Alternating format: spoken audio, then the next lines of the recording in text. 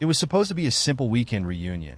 My best friend, Alex, and I had organized a trip back to his family's beach house, a place that held countless memories of summers spent swimming, bonfires, and long nights talking about the future. Alex's mom, Marissa, was the one who kept that house running, always bustling around, making sure we were fed and comfortable. She was the kind of person who knew everyone's secrets and would keep them safe. Someone you could go to for advice or just a listening ear. After a day of surfing and wandering the beach, we were all exhausted. Alex went to bed early, but I couldn't sleep, so I ended up in the kitchen where Marissa was making tea. She offered me a cup, and we sat together in the dimly lit kitchen, talking in quiet voices so as not to wake anyone. She told me how strange it was having the house feel so empty now that Alex was grown and mostly away. I could hear the sadness in her voice, a quiet longing for something she hadn't spoken about. As the conversation grew deeper, I found myself opening up to her in ways I hadn't expected. She listened intently, and there was a warmth in her gaze, a softness that felt comforting, like being wrapped in a blanket. At one point, she reached across the table, giving my hand a reassuring squeeze.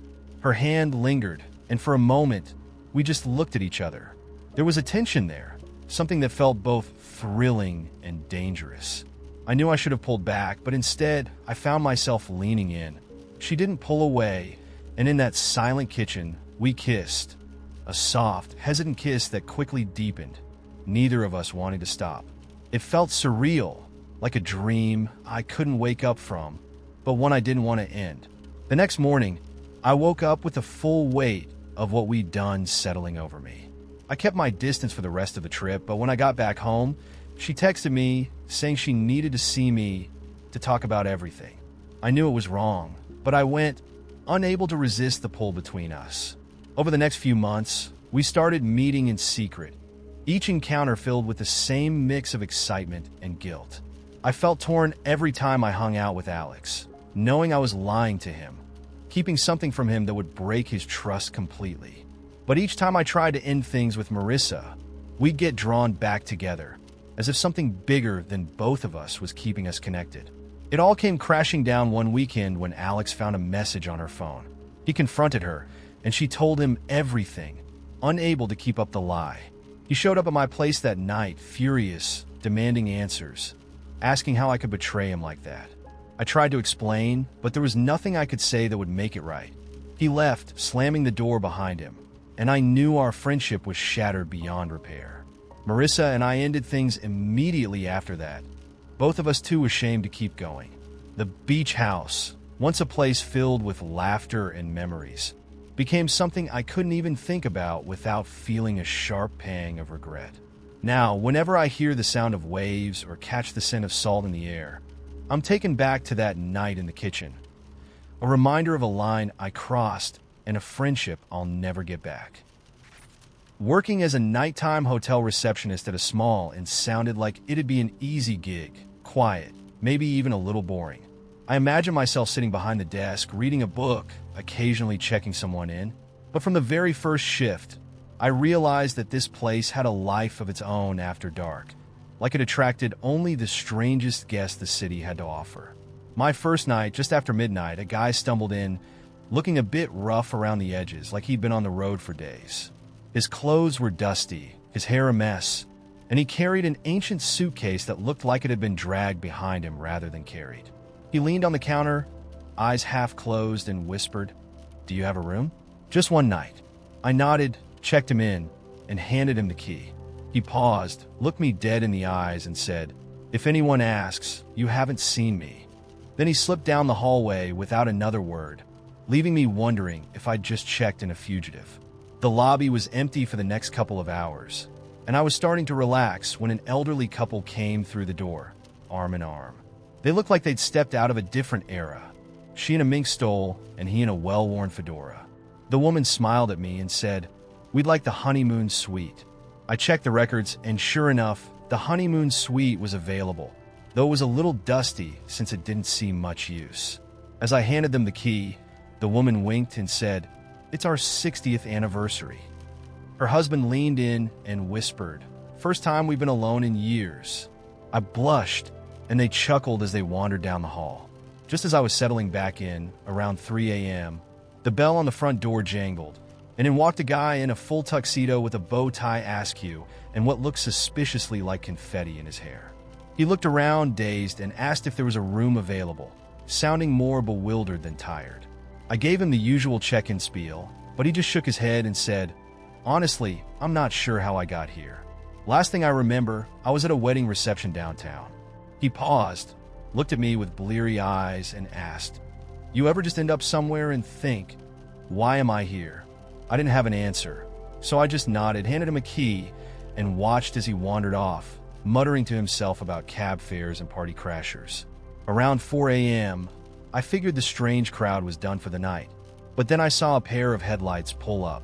A woman stepped out, holding a large cat carrier, her expression a mix of exhaustion and frustration. She came up to the desk, set the carrier down, and said, "I need a room for me and my cat." Inside the carrier was a massive, fluffy Maine Coon, calmly licking his paw as if he owned the place.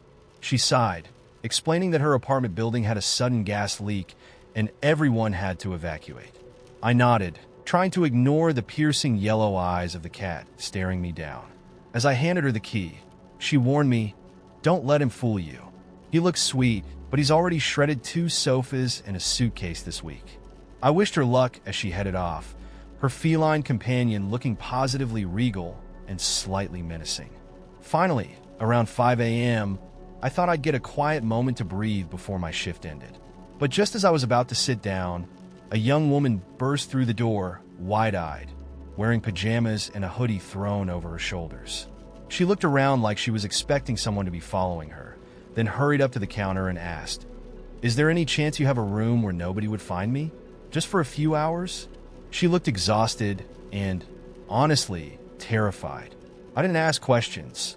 Something about her made it clear she didn't want to explain. I handed her a key to a room at the very end of the hall, and she gave me a grateful nod before disappearing into the dimly lit corridor. When the morning shift finally rolled in, I handed over the keys and headed out, my head buzzing from the night's encounters. I felt like I'd just watched a parade of lives and fast forward, each guest with their own secrets, fears, and stories that only a night like this could bring out. I knew that these walls held countless tales, most of which would stay hidden, but that night I'd gotten a glimpse of what lay beneath the surface. As I walked out into the soft light of dawn, I realized that I'd signed up for more than just a night job. I was there to witness a hidden world that only came alive after dark, one that felt surreal, almost like a dream. And as strange as it all was, I knew I'd be back, ready to see who might wander in next. It happened on the day I decided to go to the flea market. I hadn't been in years. Flea markets were the kind of place I used to visit when I had a sense of spontaneity, back when I thought life was something to explore, not just endure. But lately, I'd been feeling weighed down by the monotony of my days, so that Saturday, I figured I might as well shake things up and see what treasures or trinkets were hiding among the stalls. The market was just as I remembered, crowded, loud, and filled with the unmistakable smell of old books, leather, and roasted peanuts. Vendors shouted about their antiques, tables overflowed with random objects, and people weaved through aisles, bargaining over items they probably didn't need. I wandered, browsing stacks of vintage postcards, old records, and cracked teacups, enjoying the chaos without any real intent to buy. And then, in a small stall at the very back of the market, I found the map.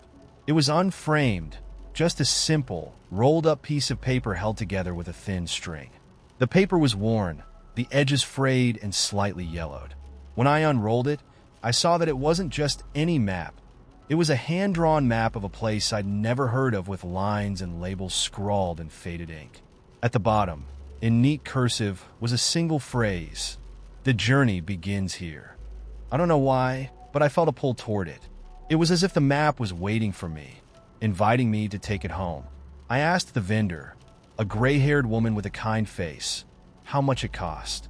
She studied me for a moment, then said, "Take it. I think you're the one it's meant for." I laughed. "Really?" She nodded, smiling in a way that felt both gentle and knowing. Sometimes things find us when we need them most. Not one to argue with fate, I thanked her and tucked the map under my arm, feeling a strange sense of anticipation. I spent the rest of the afternoon wandering the market, but I couldn't stop thinking about the map. When I got home, I unrolled it on my kitchen table, studying it closely. It was unlike any map I'd seen. The lines were winding and irregular, almost like they'd been drawn from memory rather than precision. There were no country names, no city markers, just a series of vague landmarks with poetic names like Whispering Woods, the Forgotten Shore, and the Hill of Stars.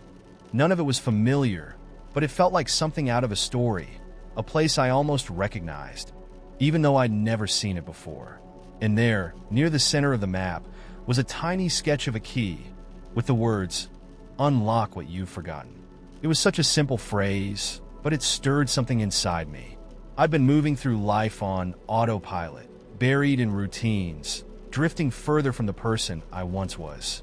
I'd forgotten a lot of things, dreams I'd let go of, plans I'd shelved, pieces of myself I'd left behind.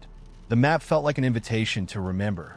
Over the next few days, I kept going back to it, tracing the winding paths, imagining what each place might be. Part of me knew it was just a drawing, a fictional landscape, but another part of me couldn't shake the feeling that there was something real hidden within it. One morning, as I was getting ready for work, I noticed a small note scribbled in the corner of the map that I hadn't seen before. The journey begins when you take the first step.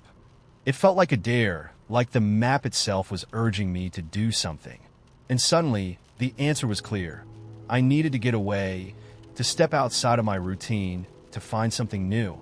Maybe this map was imaginary, but the idea it had planted in my mind was very real.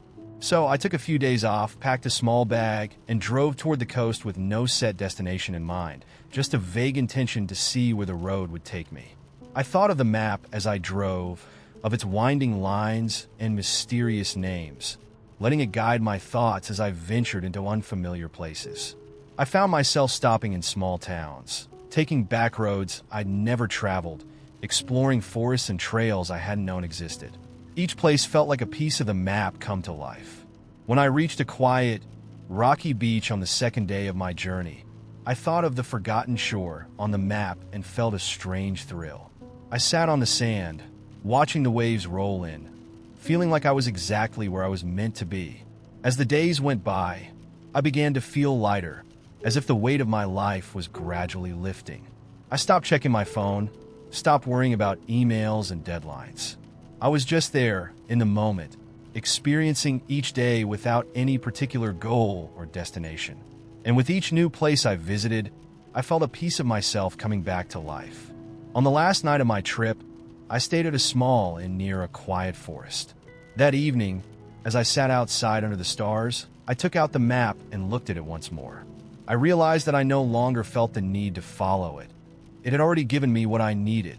This journey wasn't about finding a specific place. It was about reconnecting with myself, about rediscovering the parts of me I'd forgotten in the rush of daily life. There, under the night sky, I took out a pen and added something to the map. In a blank space near the edge, I wrote the path home. It wasn't a destination on the map, but it was the place I knew I'd carry within me from then on, a place I could return to whenever I felt lost or disconnected. When I returned home, I tacked the map up on my wall, a quiet reminder of that journey. Every time I look at it, I feel a spark of that same wonder, that sense of possibility that I felt on the road. I no longer see it as a map to a specific place, but as a guide, a reminder that sometimes the answers we're looking for aren't found in destinations, but in the journey itself. The map is still there, and every now and then, I find myself tracing its lines, wondering where it might take me next. I haven't felt the need to travel far since that first trip, but I know that when the time comes, when I feel the pull to venture out again, it'll be there, waiting. It's funny, really. I went to the flea market looking for nothing in particular, but I found exactly what I needed, not a guide to some distant land, but a map back to myself. All right, here's one last one for the books. My friend Sam worked as a handyman for a swanky apartment complex downtown, the kind where every unit had floor-to-ceiling windows and marble countertops, and the residents were mostly wealthy, busy professionals. Sam's job usually involved fixing leaky faucets, changing light bulbs, and unclogging drains. Nothing too exciting. But one night, he got a call that threw him into one of the strangest situations he'd ever encountered. It was close to midnight when his phone buzzed. The resident on the line sounded panicked and whispered, "There's a situation in my apartment. I need help." Sam, assuming it was a plumbing or electrical issue, grabbed his tool bag and headed up to the top floor. When the resident opened the door, he looked pale and wide-eyed, as if he'd just seen a ghost. The guy, who Sam only knew as Mr. Stein, led him into the living room without saying a word. And that's when Sam saw it, a massive, inflatable dragon. It was taking up nearly the entire room, with its wings outstretched and its tail curling around the furniture. The dragon was bright green, detailed with golden scales and cartoonish eyes, and it was completely wedged against the walls and ceiling. Sam stared, speechless, until Mr. Stein finally explained. Apparently, he'd ordered the inflatable dragon on a dare from his office's virtual holiday party, and had, for some reason, decided to blow it up in his living room. But as soon as it was fully inflated, he realized it was way too big to fit through the door. In his panic, he tried to deflate it, but had somehow broken the valve, leaving the dragon stubbornly immovable and blocking nearly every exit. Sam, trying not to laugh, assured him he'd figure it out. After examining the stuck valve and a few unsuccessful attempts at squeezing the dragon out of the room, he realized he'd need to cut a small hole to deflate it manually. Mr. Stein looked devastated, but he agreed, saying, "Do whatever it takes, just don't hurt the face." So, Sam carefully made a small incision near the dragon's tail, and with a loud hiss, the dragon slowly began to deflate, sinking down like a giant green souffle. As the air escaped, the dragon's face seemed to droop, giving it a ridiculous, sagging expression that made Sam and Mr. Stein both burst out laughing. Once the dragon was fully deflated and rolled up into a manageable lump, Mr. Stein shook Sam's hand like he'd just saved his life, tipping him generously for his discretion. Sam left with his pocket stuffed with cash and a new story he knew would be unbeatable. Now, whenever he's on a job and someone asks if he's ever had a strange call, he just grins and says, "Let me tell you about the time I had to rescue a grown man from a dragon in his living room." And every time, people think he's joking, until he shows them the picture he snapped to the half-deflated dragon, slumped over the couch like a defeated cartoon villain. It was early spring, just after midnight, when I found myself at the train station in my hometown. It was one of those old, nearly forgotten stations, tiny, tucked away at the edge of town, mostly in use now. I'd gone there on a whim, feeling restless and unable to sleep, the pull of the place calling me for reasons I couldn't quite explain. The platform was deserted, and a thick fog had settled over the tracks, making everything look soft and surreal, like a scene from an old film. I was about to turn and head back when I heard the faint sound of a train whistle in the distance. I frowned, puzzled. There hadn't been a regular train here in years. The station had been shut down for almost a decade. But the sound grew closer, the whistle echoing through the still night air. And within minutes, I saw a train emerging from the fog. It was an old-fashioned steam train, the kind you only see in photographs or museums, its sleek black engine glowing faintly in the mist. The train slowed to a stop right in front of me, its doors hissing open with a soft, inviting sound. For a moment, I considered walking away, chalking it up to a strange dream or a figment of my imagination. But something about the train felt too real, too present, as if it were waiting just for me. Before I could second-guess myself, I stepped inside. The interior of the train was beautiful, unlike anything I'd seen before. The seats were upholstered in rich, dark velvet, the walls paneled in polished wood, and soft, warm lights cast a golden glow over everything. A handful of people sat scattered throughout the car, each one absorbed in their own quiet world, staring out the windows or reading books. The atmosphere was calm, almost serene, like I'd stepped into a space untouched by time. I found an empty seat near the window and settled in, unsure of where we were going, but somehow not caring. A sense of calm washed over me, a feeling that I was exactly where I was meant to be. After a few minutes, the conductor appeared. He was an older man with a neatly trimmed beard and a worn uniform, his eyes sharp and watchful as he moved down the aisle, checking tickets. When he reached me, I braced myself to explain that I didn't have a ticket, but he simply smiled. "No ticket needed," he said, as if he could read my thoughts. "This train is only for those who need it." I blinked, surprised. "What do you mean?" He gave me a gentle smile. "This train is for those who are carrying something heavy, something they're ready to leave behind. Each stop is a chance to let go." I felt a shiver run through me. "Let go of what?" He tilted his head, studying me. "Only you know the answer to that." He moved on, leaving me with my thoughts.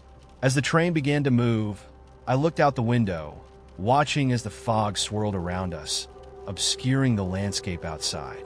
It felt like we were drifting through a dream, a place suspended between worlds. Soon, we arrived at the first stop. The train slowed, the doors opened, and a woman a few seats down from me stood up, clutching a small, worn photograph in her hands. She hesitated, looking at it one last time, before tucking it carefully under her seat. Then she stepped off the train, disappearing into the fog as the doors closed behind her. The conductor came by, picking up the photograph and placing it in a small, leather-bound book he carried, his face unreadable. I felt an ache watching her go, as if I'd witnessed something private, something sacred. I realized then that everyone on this train was here for a reason, each one carrying something they couldn't hold on to any longer. As the train moved on, I began to think about my own life, the things I held on to, the memories that weighed me down. There was one memory in particular, one I'd buried so deeply that I barely let myself think about it. It was from years ago, from a time when I'd been close to someone who was everything to me. We'd made promises, plans, all of which had slipped away in the end, leaving me with an ache that felt impossible to heal. I'd carried it with me ever since, like a scar I couldn't let go of. At the next stop, a man across the aisle stood up, holding a journal. He flipped through its pages one last time, then carefully left it on his seat before stepping off the train, his face filled with a strange mixture of sadness and relief.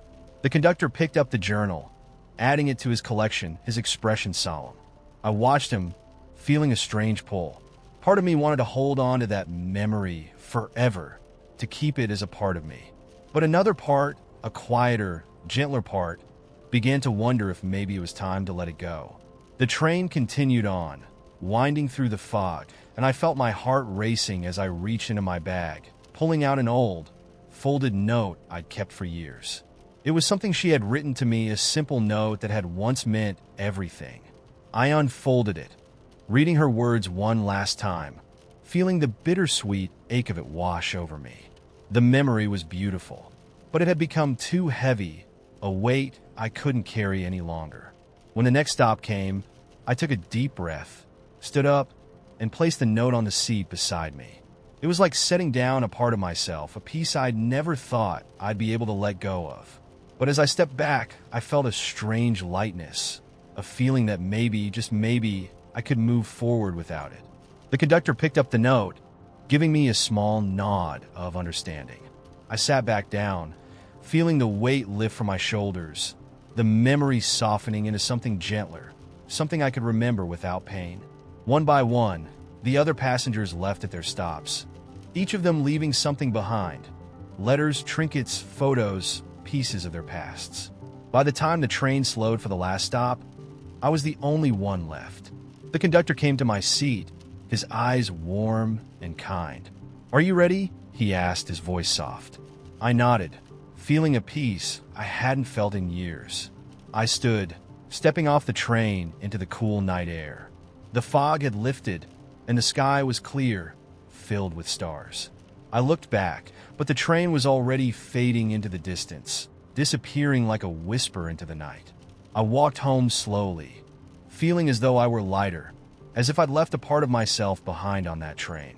The memory was still there, but it was softer now, a part of my past rather than a weight I carried. I've often thought about that night, about the train that came out of the fog and disappeared just as quickly. I don't know where it came from, or if I'll ever see it again, but I carry that peace with me, that sense of release, knowing that some things are meant to be held close, while others are meant to be set free. And every so often, when I find myself awake in the quiet hours of the night, I listen for the faint, distant sound of a train whistle, wondering if the midnight train is out there somewhere, waiting for the next person ready to let go. It was supposed to be a quick stop. My friend Liv and I had just finished dinner, and she suggested checking out a cozy bar nearby for one last drink. I wasn't in the mood for more, but I agreed, letting her lead the way, both of us laughing as we stumbled down the narrow streets. The bar was tucked away, almost hidden, with low lights and vintage posters on the walls. Inside, people were huddled in quiet conversations, jazz music playing softly in the background, and everything felt warm and close. I settled into a booth with Liv, watching her animatedly tell a story to the bartender. As I glanced around, I caught sight of someone at the bar, a guy sitting alone, slowly swirling a glass of whiskey. He had a contemplative look, lost in thought, his profile highlighted by the dim, golden light. There was something about him, a quiet intensity that made him stand out. Our eyes met for a brief second, and he gave me a small, almost shy smile. After a few more minutes, he made his way over and asked if he could join us. His name was Ben, and his voice was low, steady, the kind of voice you immediately trust. He sat across from me, and before I knew it, Liv had excused herself to chat with someone at the bar, leaving just the two of us. Our conversation started off with small talk, but there was an openness in his questions, a thoughtfulness that made it easy to talk to him. He asked about the places I'd been, the things I loved, and I found myself telling him things I usually kept to myself. He was an artist, he explained, with a wry smile, the kind that doesn't make much money. He'd spent years moving from city to city, capturing moments in sketches and paintings, finding beauty in quiet details most people missed. There was something honest, even vulnerable in the way he spoke about his work, and I could see the passion in his eyes as he described the pieces that meant the most to him. It was rare to meet someone who saw the world with such depth, such appreciation for the small things, and I felt drawn to him, like we shared a secret understanding. The night slipped by faster than I realized, and before I knew it, the bar was beginning to clear out. He looked at me with a curious smile and asked if I wanted to keep the night going, maybe go for a walk. I felt a spark of excitement, a thrill of stepping into the unknown, so I said yes. We left the warmth of the bar and stepped into the chilly night, our breath visible in the air as we wandered through the quiet streets. We talked about everything as we walked, moving in and out of serious conversations and lighthearted stories.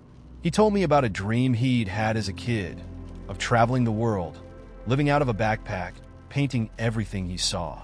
I told him about my own unfulfilled dreams, the ones that sat like secrets at the back of my mind.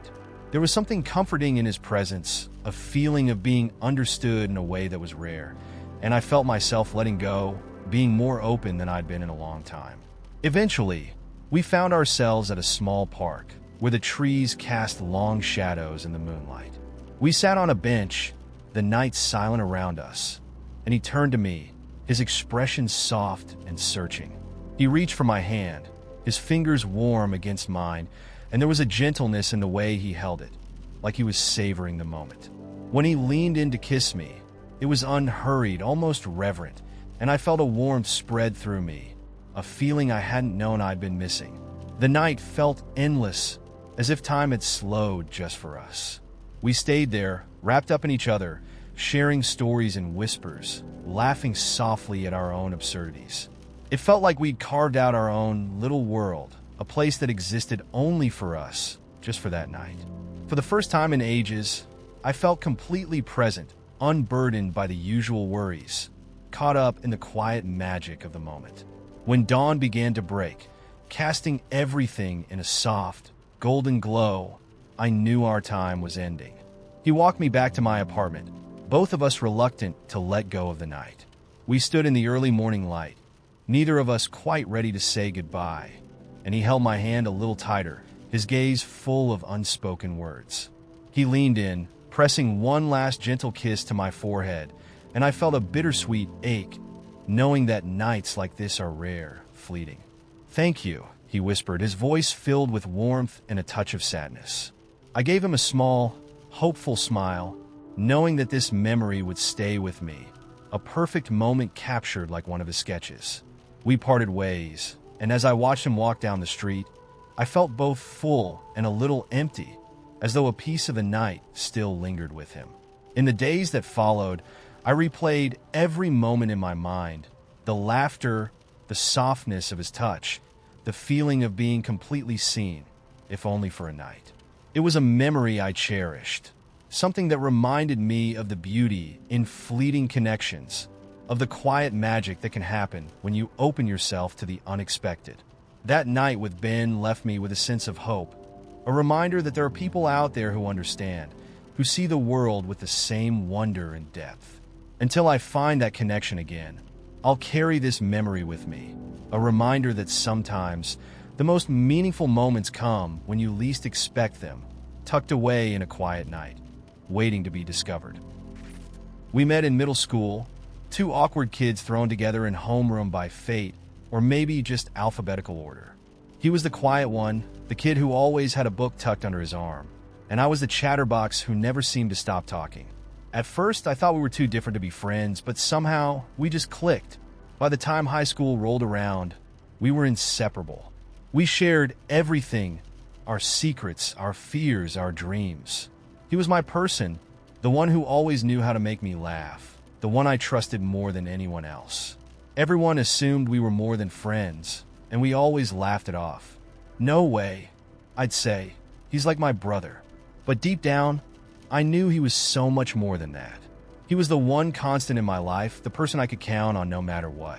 We'd spend late nights on the phone, talking about everything and nothing, and I'd fall asleep smiling, knowing he was just a call away. College took us in different directions, and for the first time in years, we weren't side by side. We promised to keep in touch, and we did, at first. But as time went on, life got busier, and the calls became less frequent. We'd see each other over breaks, but it was always bittersweet, both of us realizing that things were changing. Still, we clung to our friendship, neither of us willing to let go of something so important. One summer, after we'd both graduated, we found ourselves back in our hometown, both of us a little lost, unsure of what came next. We started hanging out again, just like old times, movie marathons, long talks, late-night drives to nowhere. But there was something different, something unspoken between us that I couldn't quite put my finger on. I'd catch him looking at me in a way he hadn't before, and my heart would skip, even though I tried to convince myself it was nothing. One night, we went to a concert, a small local band we'd loved in high school. We were singing along, laughing, and as the final song played, he pulled me close. I looked up, surprised, and for a second, we just stared at each other, the music fading into the background. Then, without a word, he kissed me, a soft, tentative kiss that felt like a question. I kissed him back, my heart racing, and in that moment, everything changed. The next morning, we sat at his kitchen, both of us a little stunned, neither of us knowing what to say. So, he started, looking at me with a nervous smile. Was that a one-time thing, or? I laughed, trying to hide my own nerves, and said, I hope not. From that day forward, we were something more, something neither of us fully understood but couldn't ignore. It felt like falling in love with someone I'd known my whole life, like uncovering a hidden chapter in a book I'd read 1,000 times. We tried to take it slow, to keep things light, but the truth was, I was falling for him harder and faster than I'd ever expected. Every moment felt charged, every touch electric, and I started to wonder if maybe this was what I'd been waiting for all along. But there were also doubts, moments when I'd wonder if we were making a huge mistake, if we'd lose everything we'd built over the years. We had our arguments, times when the lines between friendship and romance felt blurry, and I'd worry that we were walking a tightrope with no safety net. But every time, he'd pull me close, reassuring me that this was real, that we were strong enough to handle whatever came our way. Now, a year later, he's still my best friend, but he's also the love of my life. We've created this beautiful, messy, wonderful relationship that's rooted in years of knowing each other inside out. We still have our traditions, our inside jokes, our shared history, but now there's something deeper, a closeness that feels like home, a love that feels like it was meant to be. Sometimes we'll talk about how long it took us to get here, how many years we spent pretending we were just friends. And maybe we needed that time. Maybe we needed to grow up a little to find our way back to each other in a new way. But now, I wouldn't trade a single second of it because he's not just my best friend. He's my everything. He's the person I want by my side through every chapter of life, the one I want to build a future with, the one who makes every day a little brighter. And every time I look at him, I'm reminded of just how lucky I am to have found something so rare, so real. So now, when people ask if we were always meant to be, I just smile because maybe we were. Maybe this was the plan all along, and we just had to find our way here one step at a time. And now that we're here, I know with absolute certainty that I'm exactly where I'm supposed to be. It was early fall, that perfect season when the air is cool and crisp but the days are still long. My best friend, Jordan, had convinced me to come back to our hometown for the weekend to help his mom, Diane, with some renovations around their house. She was fixing up the place to sell, hoping for a fresh start after her recent divorce, and we both figured it was a good excuse to spend some time with her and get some old friends together. The weekend was filled with painting, moving furniture, and late-night beers on the back deck. By Saturday night, most of the work was done, and Jordan decided to head out with some friends, leaving just me and Diane at the house. She poured us both a glass of wine, and we sat on the porch, talking about everything and nothing. She opened up about the divorce, about how hard it was to start over, about the loneliness that seemed to hang over her like a shadow. I listened, feeling a pang of sympathy for her. Diane had always been there for me and Jordan, someone we both looked up to, admired. But that night, there was something different in the air, a vulnerability, a quiet sadness that made me feel closer to her than ever before. At one point, she reached over, placing her hand on mine, and thanked me for being there, for helping. Her hand lingered, and I felt my heart racing, aware of how close we were, how the lines we'd always had between us suddenly felt blurred. I knew I should pull back, that nothing good could come of this, but the next thing I knew, we were kissing, both of us lost in the moment, swept up in something we couldn't control. When we broke apart, she looked at me, her face a mix of surprise and regret. I muttered an apology, stumbling inside to collect my things, my mind racing with everything that had just happened. I told myself it was a one-time mistake, that we could forget it ever happened, but Diane texted me the next day, asking if I'd come over again to talk. I went, thinking we'd clear the air, put it behind us. But when I got there, it felt impossible to ignore the pull between us. That conversation turned into more stolen moments, more secret meetings. Each time, the guilt gnawed at me, but it was like we were both in too deep, unable to turn back. The breaking point came a few weeks later when Jordan found a message on my phone. He didn't say anything at first, just handed me my phone with this look that said it all. I tried to explain, but he shook his head, his face a mixture of anger and hurt. He told me I'd crossed a line he could never forgive. Diane and I ended things that night, the weight of what we'd done crashing down around us. Now, I barely see Jordan, and whenever I pass his house or even hear his name, I'm reminded of the trust once shattered and the friendship I destroyed over something that should have never happened. It was a gray, drizzly afternoon, and I ducked into a used record store to kill some time and escape the rain. The shop was small and cluttered, filled with the scent of old vinyl and the faint sounds of jazz drifting through the speakers. I was flipping through a stack of old albums, lost in my own world, when a voice interrupted my reverie. Looking for something specific, or just letting the records choose you? I looked up to see a guy around my age, a little damp from the rain, but grinning like he'd just stumbled into the coolest place in town. He wore a slightly oversized sweater, and his hair was sticking up in every direction, like he hadn't quite managed to tame it before braving the rain. Definitely letting the records choose me, I replied, smiling. Though I'd love to stumble on some old Fleetwood Mac or Bowie. You? Same, actually, he said, stepping closer to the bin I was sifting through. There's something magical about finding an album by accident, you know? Like it was waiting just for you. We both continued flipping through the records in a comfortable silence, occasionally holding up strange or obscure albums and daring each other to buy them. He found a cover with a guy wearing an absurdly large sombrero and laughed, holding it up. Think I could pull off this look? Only if you're brave enough to walk around the city like that. I teased, and he grinned, putting the record back. After a while, I pulled out a well-worn copy of Rumors and held it up triumphantly. Jackpot! He looked genuinely excited, nodding in approval. Nice find. That's one of my favorites. We ended up chatting about music, sharing favorite bands, concert stories, and the classic albums we'd loved since we were kids. He had this enthusiasm that was infectious, lighting up every time he talked about an artist he loved. I learned he was named Sam and had an impressive knowledge of obscure 70s rock bands that I'd barely even heard of. I told him about my collection of records at home, which consisted mostly of hand-me-downs from my parents, and he insisted that made it even cooler. At some point, he glanced down at the Fleetwood Mac album in my hands. You're not leaving without that one, right? I laughed. Definitely not. But I might have to make a few other questionable purchases, thanks to you. He picked up a record with a dreamy, psychedelic cover and held it out to me. Add this one. I think you'll like it. Trust me. I took it, studying the cover. You really seem to know your stuff, Sam. All right, I'll take your word for it. We made our way to the register, and he paid for his records before I even noticed. As I reached for my wallet, he waved it off with a casual shrug. Consider it a welcome to the Obscure Record Buyers Club gift, he said, grinning.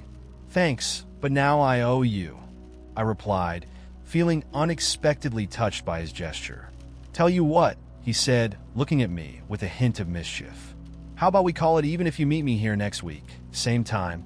You can tell me if I picked out a hit or miss with that album. I smiled, surprised but intrigued. Deal, but only if you're ready to defend your taste in music. He laughed, holding up his bag. I'll come prepared. As I left the store, my Fleetwood Mac album tucked under my arm and the rain still falling gently outside, I couldn't stop smiling. What had started as a random escape from the weather had turned into an afternoon I'd never forget. And as I walked home, I found myself looking forward to next week, wondering what other records and conversations were waiting for us in that little corner of the city. It started out as a joke. My friend Jess was sitting with us at lunch, and she casually mentioned how funny it would be to fill the school's bathrooms with fish. She meant it as a one-off, but you know how ideas take on a life of their own. Within days, we'd built up this elaborate plan to put live goldfish in as many toilets, sinks, and water fountains as we could manage. The goal was to turn every water source in the school into a little surprise aquarium. First, we had to figure out the logistics. Goldfish were easy to find at a pet store, but getting enough for the entire school was going to be tricky. Jess somehow convinced the manager at a local pet store that she was decorating for a family event and managed to score over 100 goldfish. We divided them up into bags, packed them with water, and kept them hidden in her car until we were ready. The night before the prank, we met up at Jess's house to go over the plan. At dawn, we'd slip into school, release the fish, and leave before anyone could spot us. We'd even timed it so the janitors would be busy opening up the gym and cafeteria while we worked in the bathrooms. Jess had a lookout, and each of us was assigned to a different section of the school. By 6 a.m., we were crouched in bathroom stalls and janitor closets, each armed with plastic bags full of wiggling, unsuspecting goldfish. The toilets were our main targets. We released at least 3 or 4 fish per bowl, watching them swim around like they'd just been dropped into their new, extremely questionable homes. After the bathrooms, we hit up the sinks, dropping in 1 or 2 fish at a time. So when anyone went to wash their hands, they'd find these tiny, panicked fish swimming around. The piece de resistance, though, was the water fountains. We only managed to put a few fish in there since it was tricky, but it was enough to make a splash. By 7 a.m., we pulled it off. Fish were floating, wiggling, and darting around everywhere. We cleaned up our gear and strolled into the cafeteria with innocent faces, waiting for the chaos to begin. And chaos it was. The first scream came from the girls' bathroom down the hall, echoing through the quiet of the early morning. Then came a wave of gasps and laughter as more people discovered the fishy surprise. Teachers ran from bathroom to bathroom, completely baffled, as students poured in from every hallway, snapping pictures and videos for social media.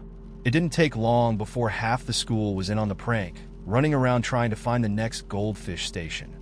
Then, of course, Principal Hayes got wind of it. We were in second period when he got on the intercom, sounding like he was trying very hard not to laugh, and announced, "Would whoever is responsible for the fish situation please come forward? Right now." He went on about respect for school property and proper habitats for animals. But by then, it was too late. Operation Goldfish was the biggest hit of the year. The janitors, surprisingly, didn't seem too annoyed. One of them even smirked as he walked by, muttering, "At least it's not something worse." They set up a few buckets and, to everyone's surprise, actually rescued most of the fish. They even found a way to keep the ones from the water fountains alive, which I guess was impressive. After all was said and done, they traced the prank back to us. We got a firm lecture from Principal Hayes, who was doing his best to seem stern but kept smirking every time he mentioned toilet fish. Our punishment was to write a report on the proper care of goldfish, which was basically the school's way of admitting they were more impressed than mad. In the end, Operation Goldfish became legendary. Rumor has it they still keep an eye on the pet stores around town before senior week, just in case someone else gets any aquatic ideas. And as for the rescued fish, they ended up as class pets in the biology lab, a little reminder of the day our school became an impromptu aquarium. It was the dead of winter, one of those bitterly cold nights where the streets were empty and everything seemed to be frozen in time. I was out walking, trying to clear my head after a long, rough week, my breath fogging up in the cold air. I had nowhere in particular to go, just the need to keep moving to get some distance from the chaos of life. I was about to turn back when I spotted a small, dimly lit building on a narrow side street. It was an unassuming place, tucked between two much larger buildings, and I could barely make out the sign hanging above the door. The Forgetting Room. Curiosity got the better of me. The name alone was intriguing, and I felt a strange pull to go inside, like the place was calling me. I pushed open the door, a bell chiming softly as I stepped in. The room was dark, illuminated only by flickering candles scattered across small tables. The walls were lined with shelves, each one filled with old, weathered jars labeled in delicate handwriting. The jars were of all shapes and sizes, some small enough to fit in the palm of my hand, others as large as a gallon. Each label bore a single word or phrase: regret, first love, fear, anger, heartbreak. I felt a chill, as if I'd stepped into a space that was both inviting and unsettling. A woman stood behind the counter, her face half hidden in the shadows, her eyes warm and knowing. She smiled as I approached, as if she'd been expecting me. "Welcome," she said in a soft voice. "Are you here to leave something behind?" I blinked, caught off guard. "Leave something behind?" She nodded, gesturing to the shelves. "This is the Forgetting Room. People come here to let go of memories they no longer wish to carry. The ones that weigh too heavily, the ones that keep them from moving forward. Each jar holds a memory someone chose to leave here." I glanced around, my eyes falling on jars labeled with words that felt strangely familiar, each one stirring something deep inside me. Disappointment, guilt, loneliness. The labels seemed to whisper to me, reminding me of moments I'd buried but never really let go of. How does it work?" I asked, my voice barely a whisper. She stepped closer, her eyes kind. "Think of the memory you wish to leave behind. Focus on it, hold it in your mind, and then let it go. We'll keep it safe here. You don't have to carry it anymore." I hesitated, feeling the weight of my own memories pressing down on me. There was one in particular, a regret that had lingered with me for years. It was a memory I'd tried to bury, to forget, but it clung to me like a shadow, always just beneath the surface. I thought of all the times I'd replayed it in my mind, wondering what I could have done differently, how my life might have turned out if I'd made a different choice. "Will I forget it completely?" I asked, feeling both hopeful and hesitant. She shook her head gently. "No, not completely. You'll remember that it happened, but the pain of it will soften. It will become like a distant dream, something that no longer weighs you down." I closed my eyes, letting the memory rise to the surface. I pictured it vividly. The moment, The choice I couldn't change, the lingering ache of regret that had haunted me ever since. And then I focused on letting it go, on releasing it from the grip it had held on my heart for so long. When I opened my eyes, she was holding an empty jar in her hands. She set it on the counter in front of me, waiting. "Would you like to name it?" she asked. I thought for a moment, then took a pen and wrote a single word on the label: regret. I felt a strange mix of relief and sadness as I placed the jar on a shelf alongside all the others, as if I were saying goodbye to a part of myself. As I stepped back, I felt lighter, like I'd left something behind that I no longer needed. The woman gave me a gentle smile. "Thank you," I murmured, feeling a gratitude I couldn't quite put into words.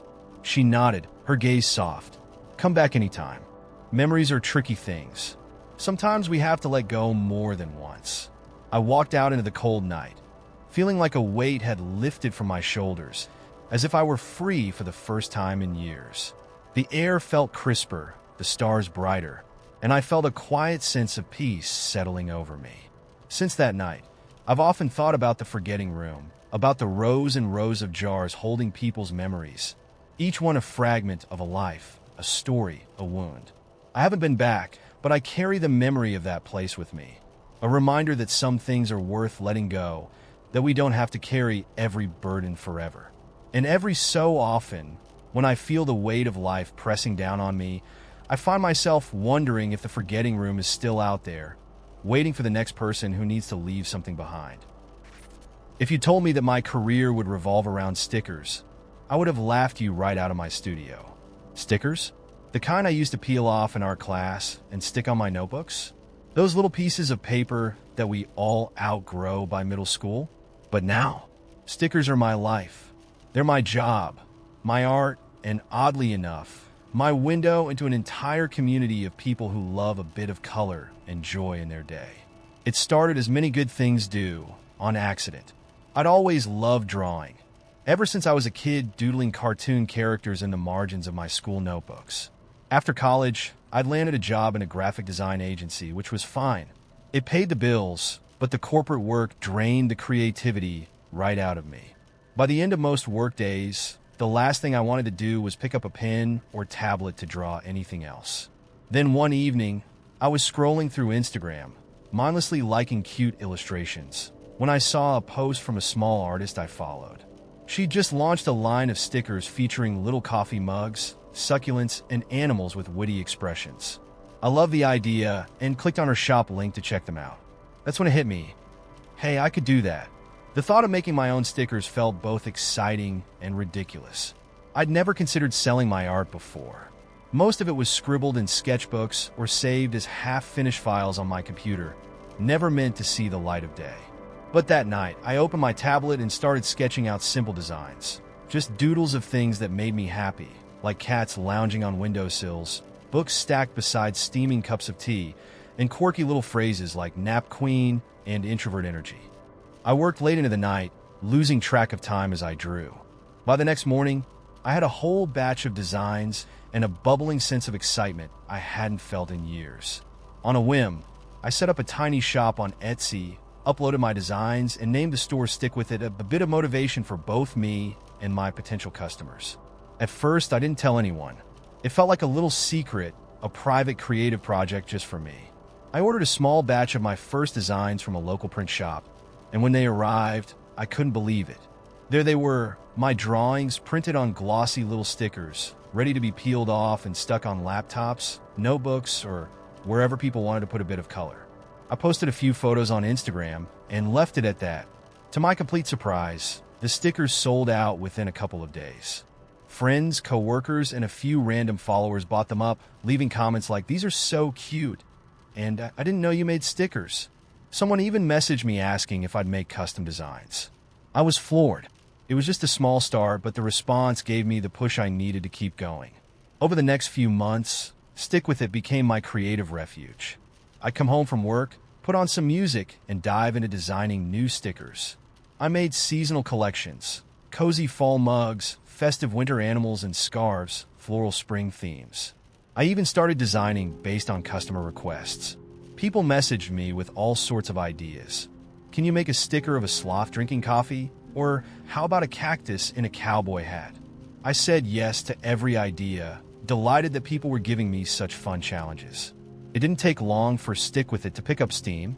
Every time I released a new batch, the stickers would sell out faster than I could restock.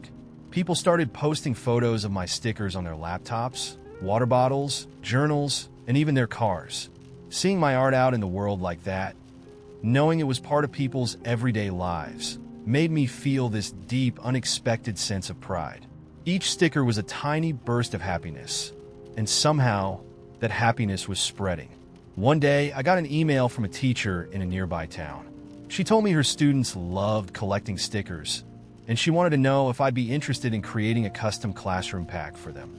She had this idea for a reward system where each student would get a sticker for their achievements, and she thought my designs would be perfect. I couldn't say yes fast enough. That project kicked off a whole new direction for my business. After the classroom pack, more teachers started reaching out, and soon I was creating achievement stickers for classrooms all over. They featured things like Math Whiz with a little calculator, Bookworm with a stack of books, and Super Scientist with a beaker. I loved the thought of kids getting these little tokens of encouragement, and it felt surreal that my stickers had become part of their school days. With the shop growing fast, I decided to go all in. I quit my job, rented a small studio space, and invested in my own sticker printer so I could make the designs right there, exactly as I envisioned them. My studio was a dream. Shelves lined with rolls of colorful sticker paper, an industrial printer, and a wall covered in customer photos, each one showing my stickers in a different part of the world.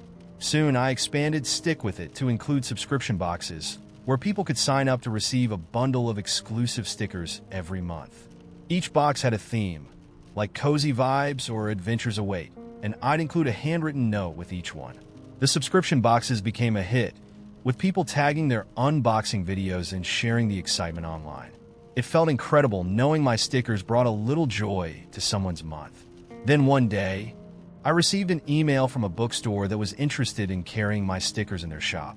They loved the Bookworm designs and thought their customers would too.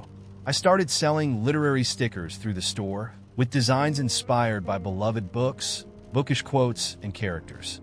The line became so popular that other bookstores reached out, and eventually, my stickers were being sold in small bookstores across the country. Somehow, my little sticker business grew into a small company with a real team. I hired 2 part-time designers who shared my love for quirky art, and together we expanded Stick With It into new products. We started offering custom notebooks, planners, and even enamel pins to match the sticker themes. I created a Stickers for Good program, where a portion of each sale went to support arts education in schools, something that felt close to my heart.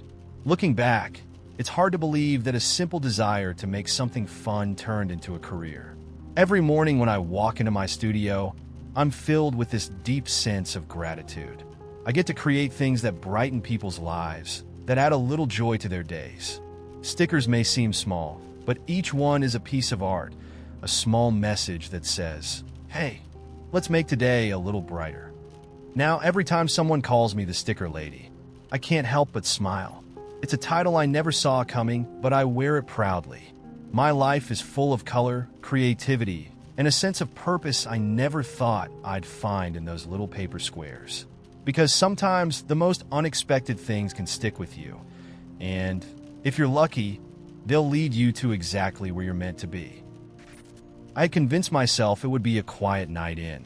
I'd lit a few candles, poured a glass of wine, and curled up with a book, savoring the rare peace. But then my friend Amelia texted, saying she was headed to an art gallery opening across town and begging me to join her. She said it would be inspiring, a night full of beautiful people and beautiful things. Normally, I would have passed, but there was something in her message, something that tugged me out of my quiet evening and into a cab. The gallery was buzzing when I arrived, filled with a mix of artists, critics, and people milling around in quiet awe. The walls were lined with moody, intense pieces, each one holding its own story.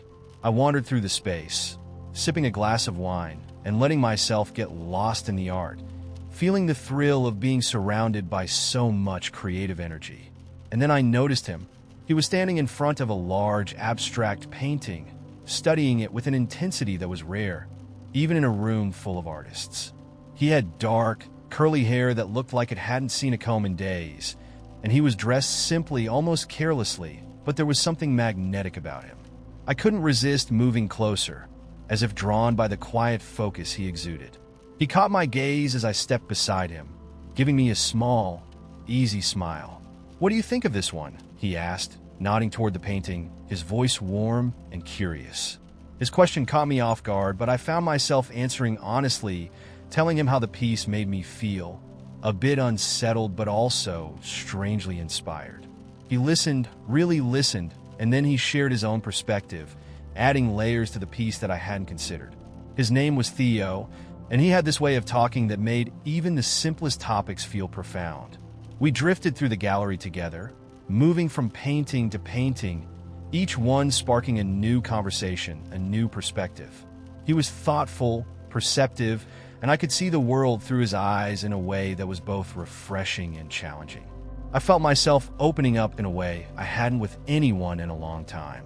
After a while, he asked if I wanted to grab a coffee at a late-night cafe around the corner, and I found myself saying yes without hesitation. The cafe was almost empty, filled with the comforting smell of coffee and the soft sound of jazz playing over the speakers. We settled into a booth, and the conversation flowed easily, as if we'd known each other for years. He asked me about my life, my dreams, and listened in a way that made me feel like I was saying something worth hearing. As the night deepened, our topics grew more personal. He told me about his work as a musician, how he was always chasing new sounds, new ways of expressing the things he couldn't put into words. There was a vulnerability in the way he spoke, a passion that made me feel like I was witnessing something rare, something sacred. I told him about my own creative pursuits, my love for writing, and he listened with an understanding that felt like a gift. Eventually, he reached across the table, his hand brushing mine, and I felt a spark, a warmth that spread through me. His fingers lingered on mine, and he gave me a look that made my heart race. When he leaned in, his kiss was soft, lingering, as if he was savoring every second. It felt both electric and grounding, a reminder of the beauty in a single, perfect moment. We ended up back at his place, a small, cluttered studio filled with sheet music, records, and instruments leaning against every wall. It was messy, lived in a space that felt like an extension of him. He put on a record, something soulful and slow, and we sat on the floor, sharing quiet stories, letting the music fill the spaces between us. As the hours slipped by, we talked in whispers, laughed at the small absurdities we'd each encountered in life, and shared pieces of ourselves that felt like secrets. I felt like I'd stumbled into a world that was somehow both thrilling and comforting, a place where I could be exactly who I was without fear of judgment. When the first light of dawn crept through the window, casting a soft glow over everything, we were still wrapped up in each other, tangled in warmth and closeness. I felt a pang of bittersweetness, knowing that this night, as perfect as it was, might be just that, a night. But for those few hours, it felt like nothing else mattered. When morning fully arrived, I slipped out of his bed quietly, hoping to let him sleep. But as I reached for the door, he stirred, his eyes opening with a sleepy, soft smile. "Stay for coffee?" he asked, his voice warm with a hint of hope. I hesitated, tempted by the idea of lingering in this magical moment a little longer. But something in me knew it was time to go, to let the memory of the night remain as it was. We shared a lingering goodbye, a touch that felt like a promise neither of us would say out loud. I left, carrying the warmth of his gaze with me, feeling both full and a little empty as I stepped back into the world, the early morning air crisp and quiet around me. In the days that followed, I found myself replaying the night in my mind, the way he'd listened, the way he'd made me feel both understood and inspired. It was a memory that left me with a quiet sense of wonder, a reminder that there are people out there who see the world the way I do, people who understand the beauty in small, fleeting moments. That night with Theo became a story I held close, a piece of magic I carried with me, a reminder of what it feels like to connect, truly connect, even if only for a short time. Until I find that again, I'll treasure that memory, knowing that sometimes The most beautiful things are the ones that slip through your fingers, leaving only a feeling of warmth and the soft, lingering hope that it's still out there, waiting to be found again. I took the job as an overnight gas station clerk thinking it'd be slow, maybe even boring. I imagined a few late-night snack runs, the occasional coffee refill, and mostly just peace and quiet. But that very first night, I realized I'd signed up for a front row seat to some of the weirdest, funniest, and sometimes strangest moments people have in the dead of night. It was just after 11 p.m. when the first regular came in. He was an older man with a long white beard and an ancient leather jacket, carrying a plastic bag full of loose change. He nodded at me, went straight to the drink aisle, and came back with 2 cans of iced tea and a glazed donut. As he counted out his change, carefully stacking pennies, he looked up and said, "You're new here, huh?" I nodded, and he grinned, as if welcoming me into some kind of unofficial club. "The night shift will keep you on your toes," he said cryptically, giving me a little salute as he shuffled out the door. The next couple of hours were quiet. Just a few cars pulling up to fill their tanks, drivers barely glancing my way as they swiped their cards and drove off. Around 1 a.m., I started to get comfortable, figuring that maybe it really would be a slow night. But just as I was beginning to relax, the door swung open, and in walked a group of teenagers, all wearing Halloween costumes, except it was the middle of April. They went straight to the snack aisle, loading up on bags of chips, candy, and, for some reason, a jar of pickles. They paid in crumpled bills and coins, giggling the whole time, and as they left, one of them shouted, "We're making memories tonight." I couldn't help but laugh. Memories indeed. Around 2 a.m., the vibe shifted. A tall man in a trench coat and sunglasses, yes, sunglasses at night, wandered in, moving slowly, almost like he was floating. He went up and down each aisle, picking up random items and putting them back, mumbling to himself. Finally, he grabbed a pack of gum and a single banana, came up to the counter, and leaned in close. "You ever wonder if all of this is real?" he asked, his voice barely a whisper. I blinked, not sure how to respond, and he just nodded like I'd given him a profound answer. He paid, left without another word, and I was left wondering if he'd been real himself. Just when I thought things couldn't get weirder, a young woman burst through the door around 3 a.m., looking frantic. She was barefoot, clutching her shoes in one hand and her phone in the other, and she came right up to the counter. "Do you have, like, a phone charger or something?" she asked, clearly desperate. I pointed her to the shelf with all the chargers, and she sighed with relief, buying one and plugging her phone in at the counter. As it powered on, she glanced at me and said, "It's been a wild night. You wouldn't believe me if I told you."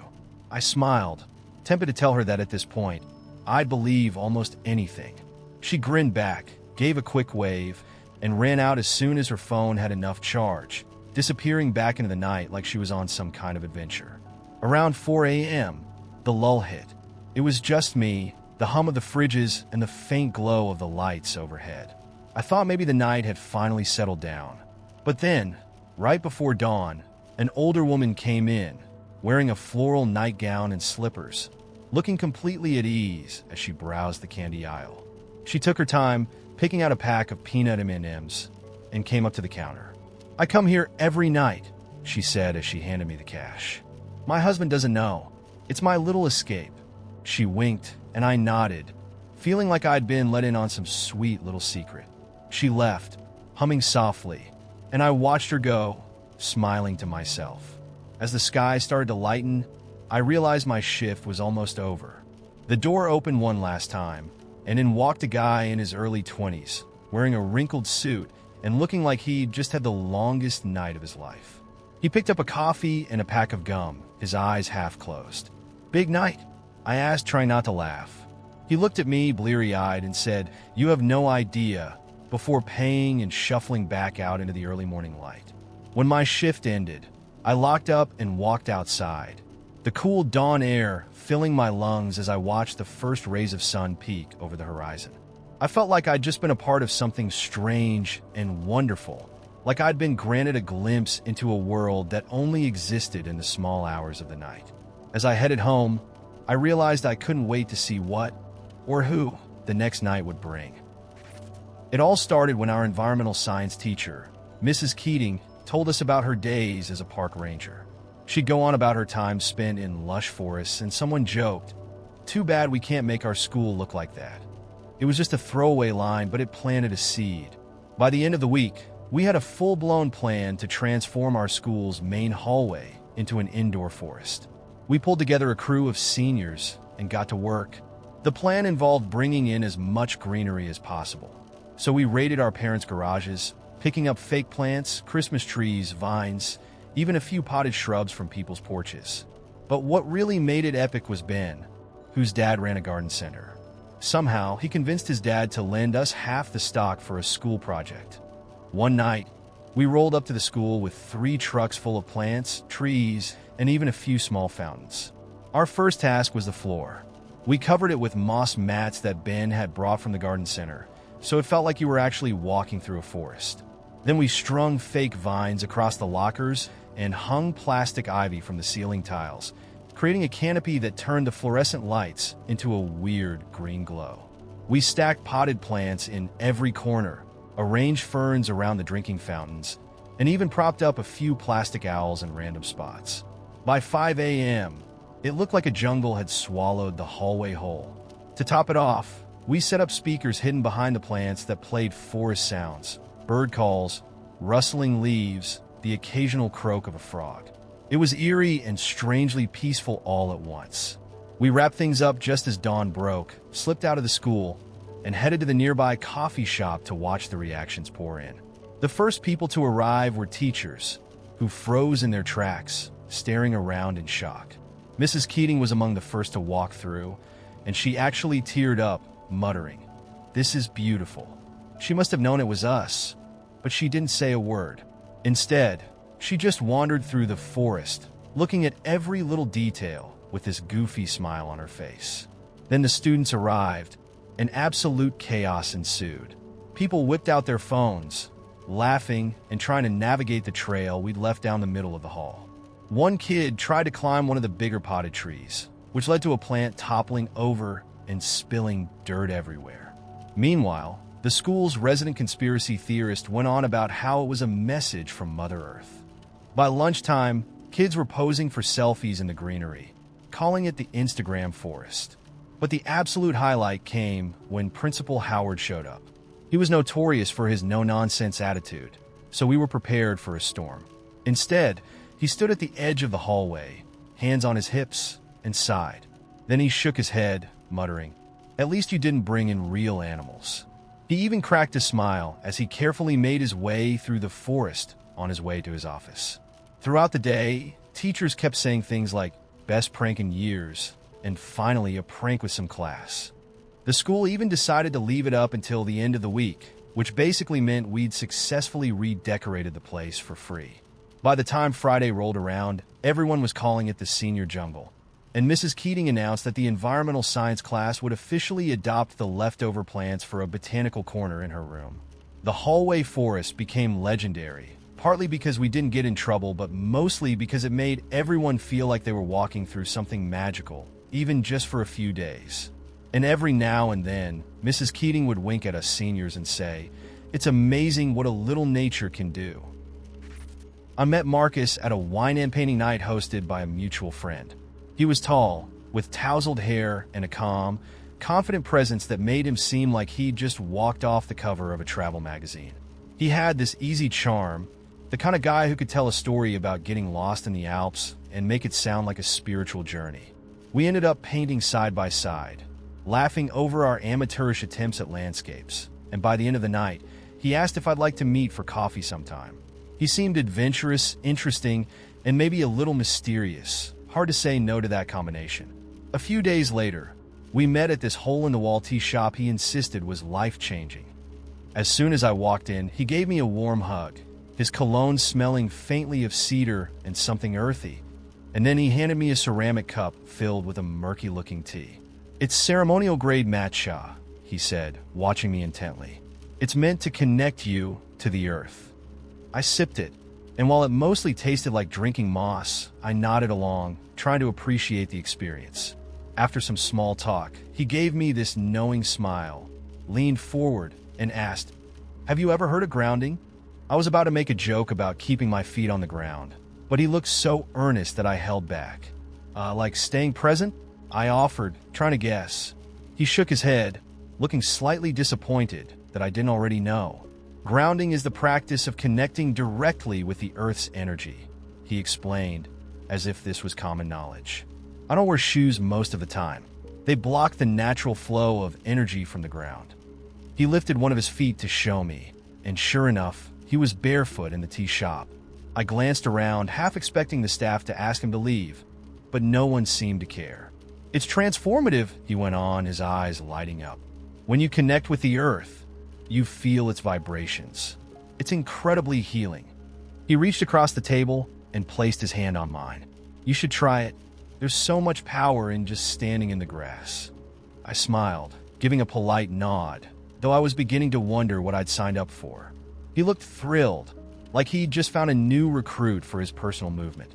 Actually, I'm planning a grounding retreat next month, he said, pulling out his phone to show me pictures of a remote field in the middle of nowhere. It's 3 days of barefoot meditation, no devices, just us and nature. You'd love it. I laughed, thinking he was joking, but he kept going, showing me photos of people standing in the dirt, eyes closed, looking as serene as monks. You wouldn't believe how freeing it is to let go of society's constraints, he murmured, scrolling through images of people lying flat on the ground. And it's great for your immune system, too. Trying to change the subject, I asked him if he was always this connected to nature. His face grew serious, and he looked out the window like he was pondering some profound truth. It all started when I met Willow, he said softly. I leaned in, curious, until he clarified, Willow's my tree. Your tree? I echoed, not entirely sure I'd heard him right. He nodded, looking almost misty-eyed.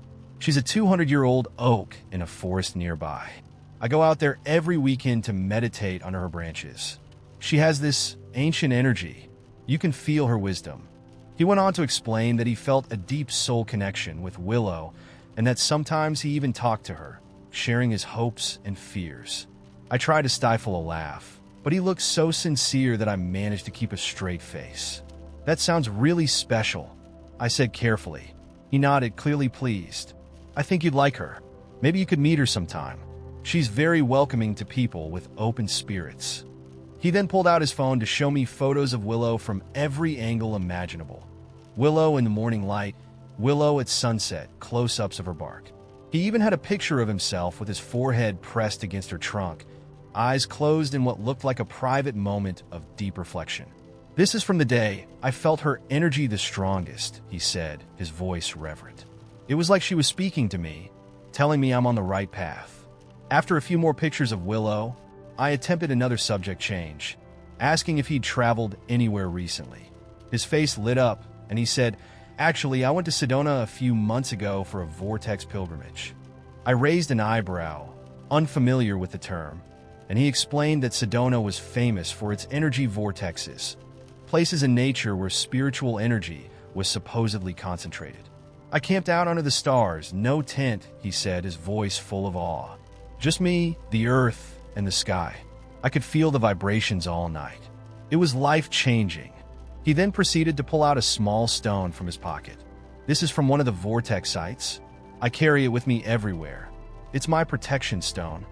At this point, I wasn't sure whether to be amused or impressed. He held the stone up to me, watching my face. You should hold it. It'll help you feel more connected.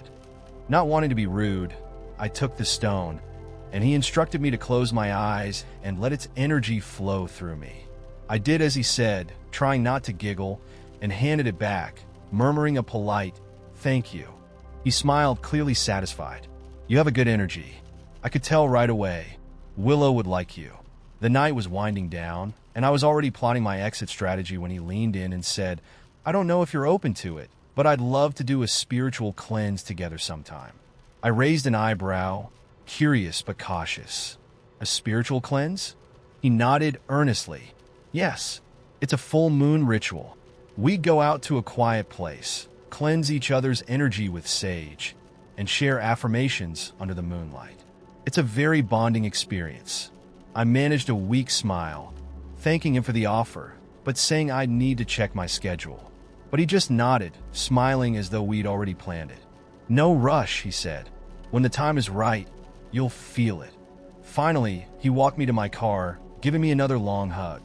"Thank you for sharing your energy tonight," he said, looking at me with an almost tearful expression. "It's rare to find someone so open." Willow would approve. The next morning, I woke up to a text from him. I meditated on our time together and felt a strong presence. I think it was Willow's blessing. "Let me know when you're ready to meet her." I didn't reply, but over the next few weeks, he kept sending messages. Pictures of Willow, links to grounding workshops, and even a recording of him playing a healing flute solo in the forest. Eventually, the messages stopped, but my friends were delighted by the saga of Willow's guardian. And to this day, anytime one of them feels stressed, they joke, "I think we need a grounding session with Willow." And as for me, I've learned to appreciate trees a little more, but maybe just as scenery, not spiritual advisors.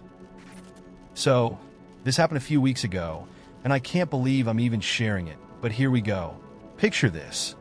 I'm folding my laundry, which in my world is the ultimate act of optimism.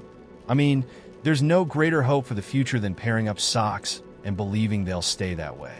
Every time I start folding, I think, this is the day. Today, there will be no missing socks. And every time, without fail, I'm left holding one sad, single sock.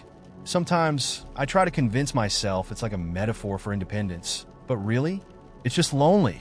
On this particular laundry day, I'd recently bought myself a pack of new socks. You know, the really nice ones you splurge on at Costco that come in a set of 12 and feel like walking on clouds. I was so excited about these socks. They were practically VIPs in my wardrobe. These weren't just socks. They were a declaration that I was finally an adult who could invest in quality foot coverings. But wouldn't you know it, by the end of my little folding ritual, I was left with one lonely sock. Just one, out of 12. The most ridiculous part was that I was so invested in these socks that I spent a solid 5 minutes checking every corner of my bed, the dryer, even my pockets, like maybe I'd accidentally slipped a sock in there without noticing. I know, totally logical, right? At this point, I'm standing in my bedroom, holding this single sock in my hand like it's a delicate heirloom, wondering how I could have possibly lost something I'd literally just bought. And then, I hear myself say out loud, "Where do you even go? How can you just disappear?" And I'm telling you, the sock had stared back at me. This was the beginning of what I like to call my sock epiphany. I start thinking, where do all the lost socks go? Is there some secret portal in dryers that leads them to another dimension where they're just free floating in space? Or are they out there somewhere, banding together, building a better life in some sock utopia where they don't have to deal with people like me losing track of them? Now, here's where the moment kind of turned for me. In the quiet of my bedroom, holding this sock, I realized I'm treating this whole sock situation like it's a big mystery, but this is kind of what life feels like half the time, isn't it? Just a series of "where did that go?" moments. Things don't always match up perfectly. People come and go, relationships drift in and out of your life, and sometimes you're left holding a single sock that doesn't seem to have a pair anymore. Suddenly, I'm standing there, getting a little philosophical with my sock, which is not a sentence I ever expected to write, but here we are. I'm thinking about how, in life, we're often left with these bits and pieces that don't always fit together, and how maybe that's okay. Maybe it's not about always finding the pair. Maybe it's about learning to appreciate the random, unmatched parts as they are. I actually laughed out loud in that moment. Just me in my room, having a full-on heart-to-heart with a sock. If my neighbors saw me through the window, they'd probably think I was losing it. But I was so struck by this realization that it's okay for things to be a little out of place sometimes. That maybe the mismatched bits of life have their own beauty, and instead of desperately trying to make sense of everything, maybe we just hold on to our single socks and keep moving forward. So, I did the only thing that made sense in that moment. I gave my sock a little pat, still feels weird to admit that, and put it in my drawer by itself. I decided that maybe it was just as good on its own. And you know what? I actually felt a bit better. Since then, every time I find myself without the right answer or facing something that doesn't make sense, I think of that sock. It's become kind of a strange comfort. Anyone else have one of those small, ridiculous moments that somehow turned into a life lesson? I never thought my life would revolve around greeting cards. But if you'd asked me what I'd be doing 2 years ago, selling quirky cards would have been the last thing on my mind. And yet, here I am, running my own card business, with boxes of inventory stacked in every corner of my apartment. I'm officially the card lady now, thanks to a random afternoon doodle and a little burst of courage. It all started on a Tuesday, the kind of day that just feels like a slog. I was stuck in back-to-back Zoom meetings, each more pointless than the last, and I felt like I was swimming through mud. By mid-afternoon, I needed a break. I pulled out my sketch pad and just started doodling, something I used to do all the time, but had mostly stopped. I drew a few random animals, a coffee cup with a face, and then, for no reason, a cartoon avocado with a speech bubble that said, "Let's have a good day." I laughed to myself, half delirious from the monotony of the day. But something about that doodle stuck with me. I snapped a picture of it, posted it on Instagram, and didn't think twice. Within minutes, friends and followers were commenting, saying things like, "OMG, I'd totally buy this as a card," or "This is hilarious, you should make a whole series of these." I didn't take it seriously at first. It was just a little avocado drawing. But a couple of hours later, one of my friends messaged me, saying, "I'm serious, you should make this a card. I'd buy it right now." I couldn't shake the idea, so I decided to do a little experiment. I drew a few more funny little illustrations, a coffee mug that said, "Sending you a latte love," a slice of bread with "You the toast of the town," and a sad cactus saying, "I'm a little prickly, but I care." They were cheesy, sure, but they made me laugh. I figured, why not? I could use a creative outlet. I ordered a small batch of blank cards and printed the designs at a local print shop. The next weekend, I brought a stack of them to my friend's birthday party, passing them around just for fun. People loved them. One of my friends bought the whole stack on the spot, saying she wanted to use them as emergency cheer-up cards for friends. She told me, people need stuff like this, especially right now. You could actually sell these. Encouraged, I set up a simple Etsy shop and called it Punta Business. I listed 5 designs, each with a simple photo and a lighthearted description. I thought it would be a fun little project, maybe something to make me a few extra bucks a month. But within a week, I had dozens of orders. People messaged me, saying they hadn't laughed at a card in years, or that they wanted to buy in bulk to send a little joy to friends who were going through tough times. The positive feedback was overwhelming. Every time an order came in, I'd do a little happy dance, thrilled that my cheesy puns were bringing people joy. Soon, I expanded the line to include holiday cards, birthday cards, and just because cards.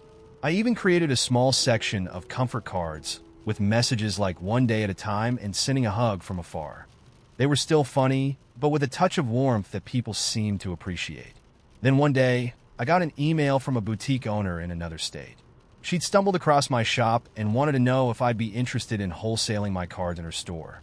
I didn't even know what wholesaling really entailed, but after a quick Google search and some number crunching, I said yes. A few weeks later, my cards were sitting on a shelf in a real, physical store, a surreal sight that left me beaming with pride. The next year flew by in a blur. I kept designing new cards, expanding my inventory to include notebooks, stickers, and mini prints, all with the same lighthearted style. I'd often get messages from people suggesting ideas, and some of my best-selling cards came straight from customers' imaginations. There was the pair with "We make a great pair," the starfish saying, "You're a star," and even a pickle saying, "I'm in a bit of a pickle, need some help." Each design was silly but heartwarming, and every one felt like a little piece of me. As the orders grew, I realized I couldn't keep up while still working my full-time job. I had to make a choice. I could stick with the stability of my day job, or I could take a leap into the unknown and turn Punta Business into a full-time venture. It was terrifying, but something in me knew I'd regret not taking the chance. So, with my heart pounding, I put in my notice, moved my inventory to a small studio space, and officially became my own boss. The first few months were a whirlwind. I worked 12-hour days, shipping orders, managing the online store, and spending late nights designing new products. I started reaching out to more stores, offering them custom lines of my cards, and even creating limited edition collections for special occasions. By the time the holidays rolled around, I had over a dozen shops carrying my cards, and I was shipping orders from my website almost nonstop. Eventually, I expanded my offerings to include bundles of joy, Packs of cards meant for specific situations like breakup survival, bad day, pick me UPS, and friendship boosters. The bundles were a hit, with customers telling me how much they love having a small stash of cards ready to send whenever someone in their life needed a smile. Each bundle came with a handwritten note, which I personalized to make each order feel like a gift. One day, I received a letter from a customer. She told me she'd been going through a tough time and that my cards had been like little bright spots in her day. She'd started sending them to friends who were struggling too, and soon they were passing them around their circle, creating a small chain of cheer. Reading that letter, I had to blink back tears. It was incredible to think that my silly, pun-filled creations were making a difference for people. As Punna Business grew, so did my community. I started a monthly newsletter where I shared sneak peeks of upcoming designs, behind-the-scenes stories, and even funny anecdotes from customers who'd used my cards in unexpected ways. I'd get replies from readers who'd send me ideas or just tell me how much they loved a certain design. It felt like I'd found this little corner of the world where people truly appreciated the small things. Today, Punna Business is bigger than I ever imagined. I have a small team helping me design and pack orders, and our cards are sold in over 50 stores across the country. We've even started a card-for-card program, where every purchase includes a donated card for a nonprofit, so people in need of a little cheer can receive something special. The thought that my cards, these little pieces of my heart, are now a part of people's lives everywhere is something I'll never take for granted. And to think it all started with a doodle of a silly avocado.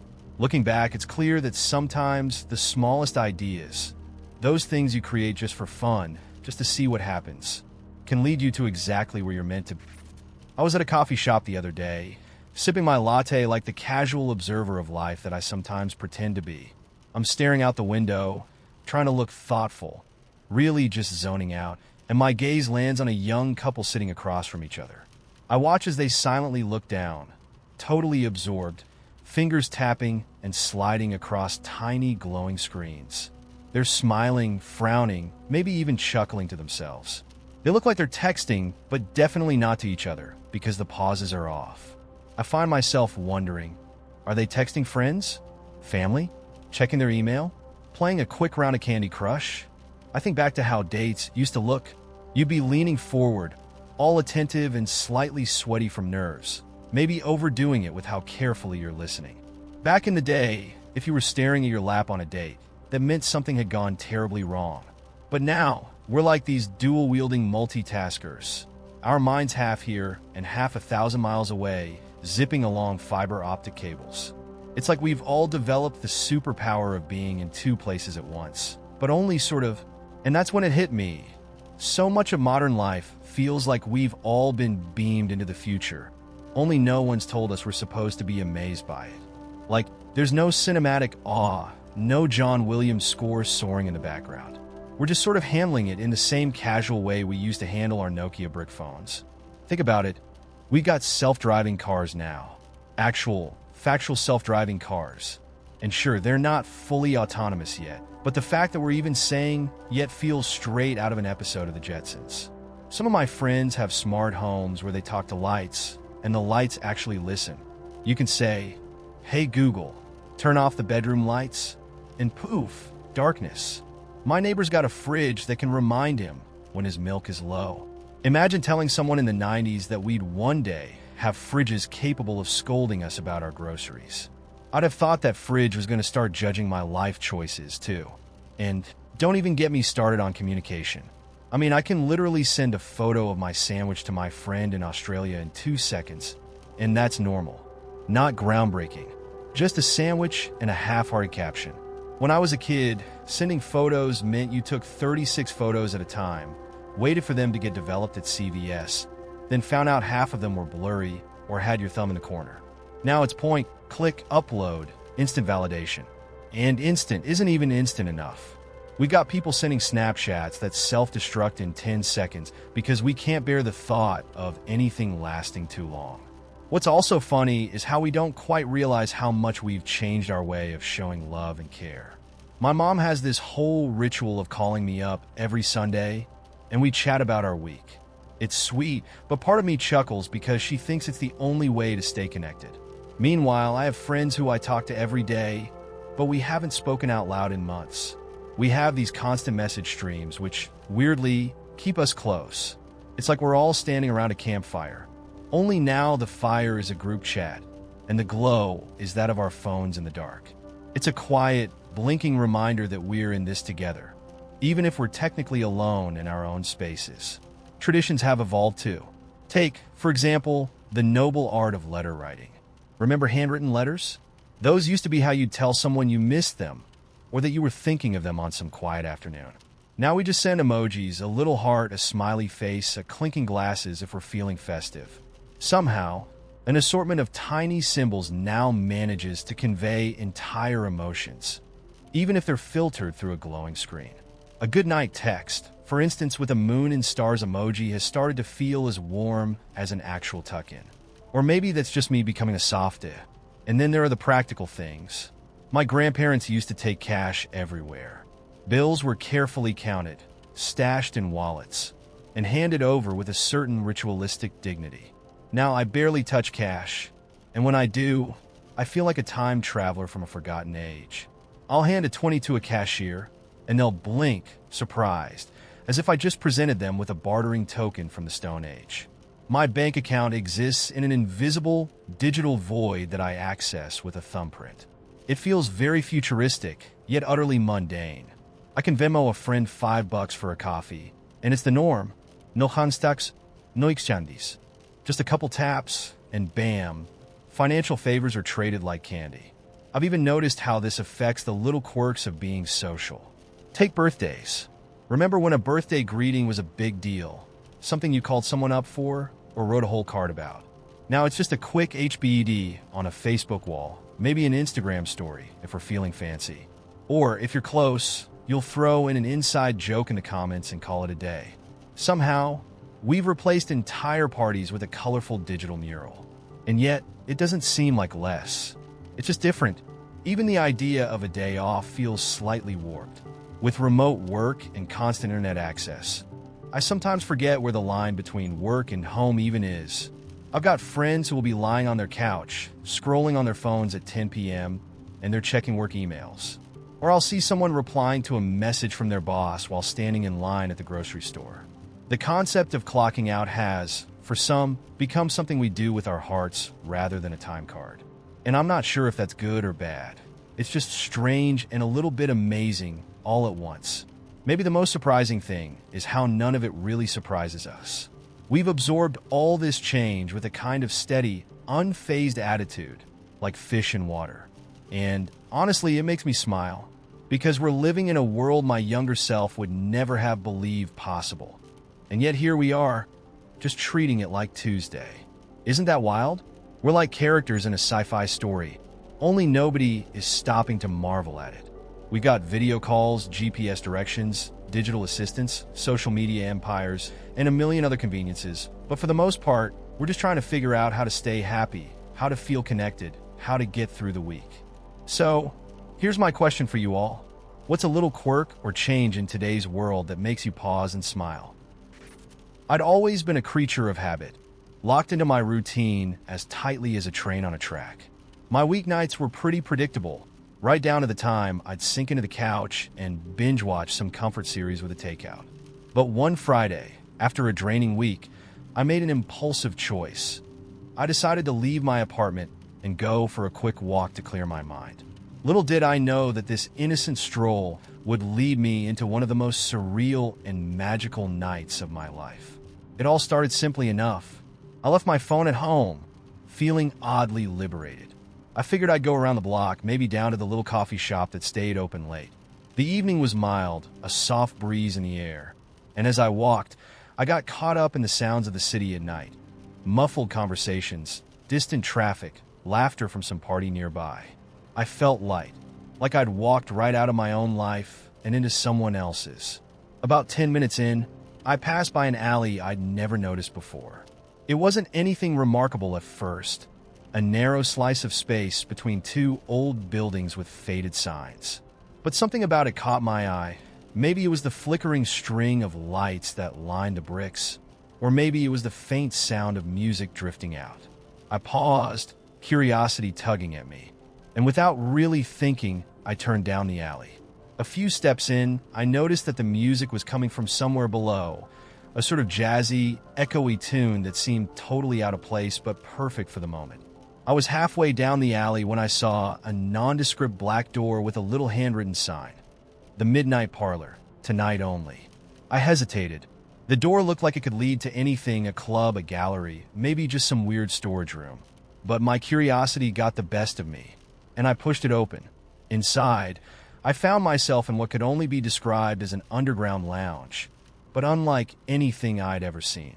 The room was lit with a warm, golden glow that flickered as if the whole space was candlelit, even though there were no actual candles in sight. The music was louder here, spilling out from a small stage where a jazz trio played. People sat around on mismatched velvet sofas, chatting, laughing, some in full costume, others in casual clothes like they'd stumbled in here by accident too. I was so entranced that I almost didn't notice the man standing behind the bar, waving me over. He looked like a bartender from an old movie.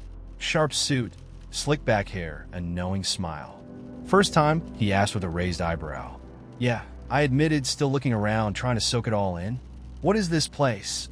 He just grinned and said, it's where the lost wanderers of the city find themselves, at least for a night. What'll you have? I ordered a drink I'd never tried before. Some smoky, citrusy cocktail he recommended, and I found a seat in the back corner, where I could people watch without being too obvious. I could already tell this was the kind of place where stories happened, where people shed the weight of their day-to-day lives and became different versions of themselves, if only for a few hours. I'd barely sipped my drink when someone plopped down beside me. She looked about my age, maybe a little older, with messy curls, bright eyes, and a smile that made it seem like we'd known each other forever. First time here? She asked, echoing the bartender's question. Yeah, I said again, laughing a little at the déjà vu. This place is not what I expected. Tell me about it, she said, rolling her eyes playfully. I only found it because I was lost. But hey, sometimes getting lost is the best part, right? We started talking, just random small talk at first, but before I knew it, we were deep in a conversation about life, travel, and all the moments we wished we'd been brave enough to follow our instincts instead of our routines. She told me about her job, how she was supposed to be at a big work event tonight, but decided she'd rather wander the city instead. It felt like the kind of conversation you can only have with a stranger, where honesty is easy because there's no past or future between you, just this moment. At some point, the music changed, slowing down, and a few people got up to dance.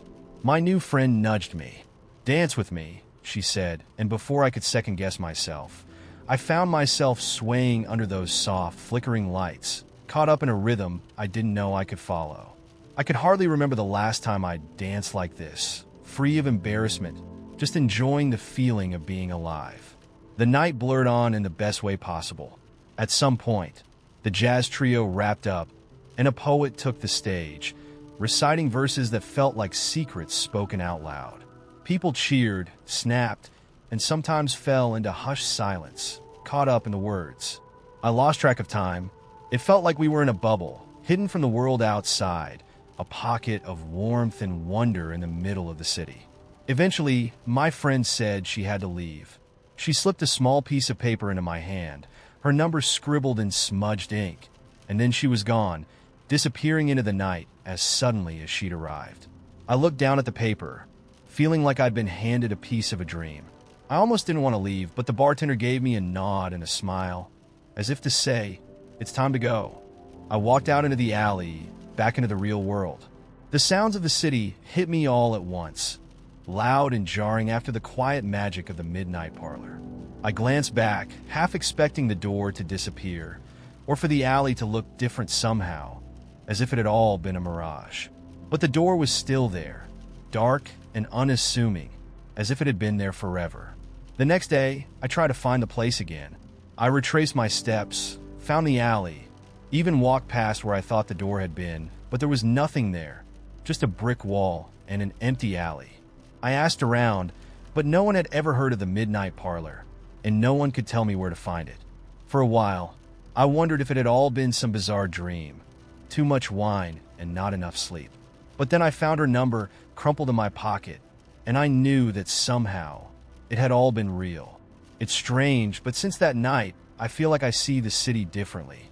Every corner, every alley, every little side street feels like it could hide a story, a secret waiting to be discovered.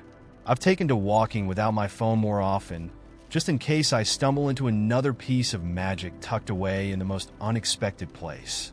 So, I have to ask, have you ever had a regular day suddenly turn into an unforgettable adventure? There was this kid named Mason in my junior year who had one of those reputations that you could never quite figure out if it was fact or fiction. He was notorious for disappearing for days on end, and somehow always returning with wilder stories than the last time. He was like a living legend in our small town, a mystery that no one, not even the teachers, could fully understand. People said he was connected, that his family had some shady ties, but no one could prove anything. Mason didn't care what people thought. He just did his own thing. But the whole mystery of him hit its peak when the incident happened. It all started with a school assembly.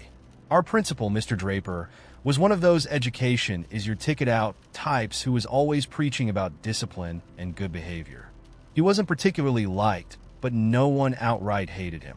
It was just Mr. Draper constantly giving us his future is in your hands speech.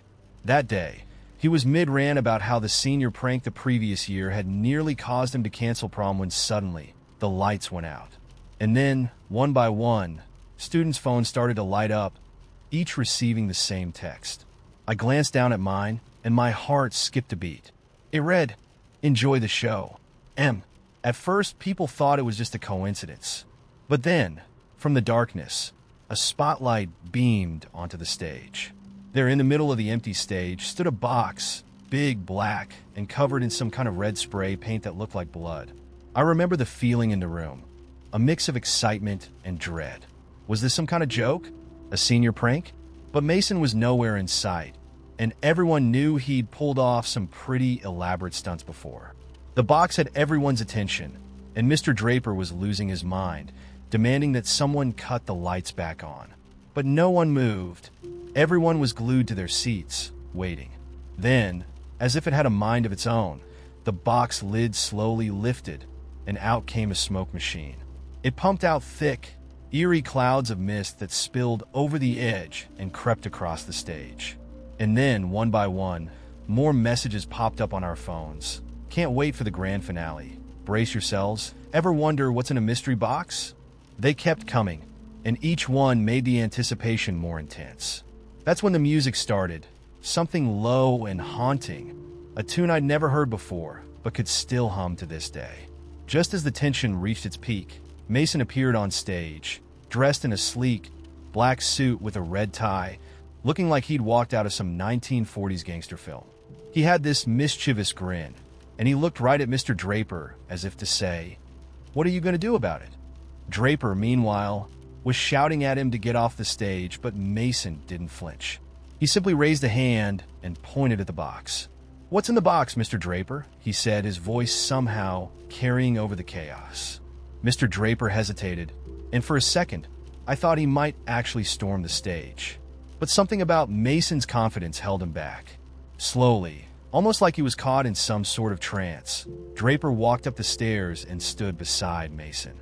Mason gestured towards the box with a flourish, like some magician inviting his assistant to reveal the big trick. Mr. Draper, visibly nervous, reached for the box. He lifted the lid, and just as he did, there was a loud bang, and the box exploded with confetti and red-dyed feathers. The crowd gasped, then burst into laughter. Mr. Draper was covered head to toe in bright red feathers, looking like some kind of bizarre bird. The auditorium erupted into chaos. Students were laughing, some were filming it, and even a few teachers couldn't hold back their smiles. Draper looked humiliated, and Mason just stood there, grinning like he'd pulled off the greatest prank of all time. But he wasn't done. He held up his hands, and the crowd quieted down, as if everyone sensed there was more. He pulled out a piece of paper from his pocket and read it aloud. "Dear Principal Draper, this is a message from the students. We know you think we're just a bunch of kids, but we have our own voice, and this is us using it. Lighten up, or you'll be remembered as the guy who turned high school into a prison." Mason then dropped the paper, nodded to the crowd, and just walked off stage. The aftermath of the incident was insane. Mr. Draper was furious and threatened to expel Mason, but Mason never came back. He didn't show up to school the next day or the day after that. A few teachers let slip that he'd transferred, but no one had any idea where he'd gone. It was like he'd just vanished, leaving behind this crazy story that none of us could ever forget. People say they still see him around town, sometimes popping up at old high school events, still looking as mysterious as ever. A few months later, I got a letter in the mail with no return address. Inside was a single feather, dyed bright red, and a small note that said, "Remember the show." To this day, I have no idea how he knew where to send it, or if it was even from him. But I'll never forget that moment on stage when he held the whole school in the palm of his hand and just walked away like he was some kind of legend. So this was a few years ago, back when I was working as a part-time pizza delivery driver. It was mostly for extra cash, since I was still figuring out what I wanted to do. At that point, my life was in a bit of a lull. In other words, I had no real direction, and the only thing I could call an accomplishment was my incredible ability to consume ungodly amounts of energy drinks without my heart giving out. My shifts mostly involved blasting music in my car, dodging late-night partygoers, and daydreaming about everything I wasn't actually doing. If that's not classic early 20s aimlessness, I don't know what is. One night, it was freezing cold, and I had a delivery out in the middle of what felt like nowhere, a long drive down this winding road, practically swallowed up by trees. Not a single street light in sight. I remember checking the address twice because I kept thinking, who the hell lives out here and wants pizza at midnight? I'll admit I had a small panic moment where I thought it might be some horror movie setup. But hey, extra tip potential. When I finally pulled up to the place, it was this tiny, older-looking house, practically surrounded by woods. There was barely a light on, just a dim glow coming from inside. I got out, half expecting someone to come out of the shadows holding a chainsaw or something. Instead, this older woman, probably in her 70s, opened the door, wearing a worn-out robe and slippers. She smiled like she'd been expecting an old friend. "You must be freezing. Come on in." Now, the golden rule of pizza delivery is basically don't go inside. But it was one of those nights where the chill goes right to your bones, and honestly, she seemed so harmless, so I figured why not.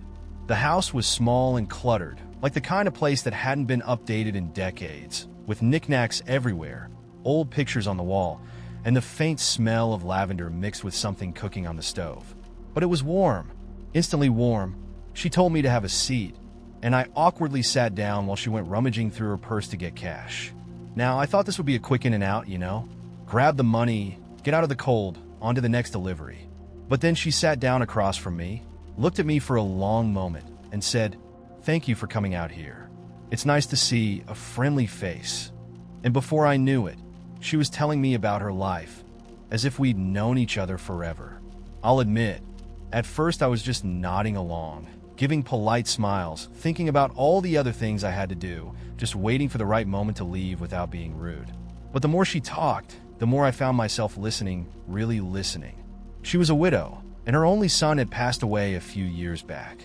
She told me about the town she'd grown up in, how she used to be a nurse, how she loved painting but hadn't touched a brush in years.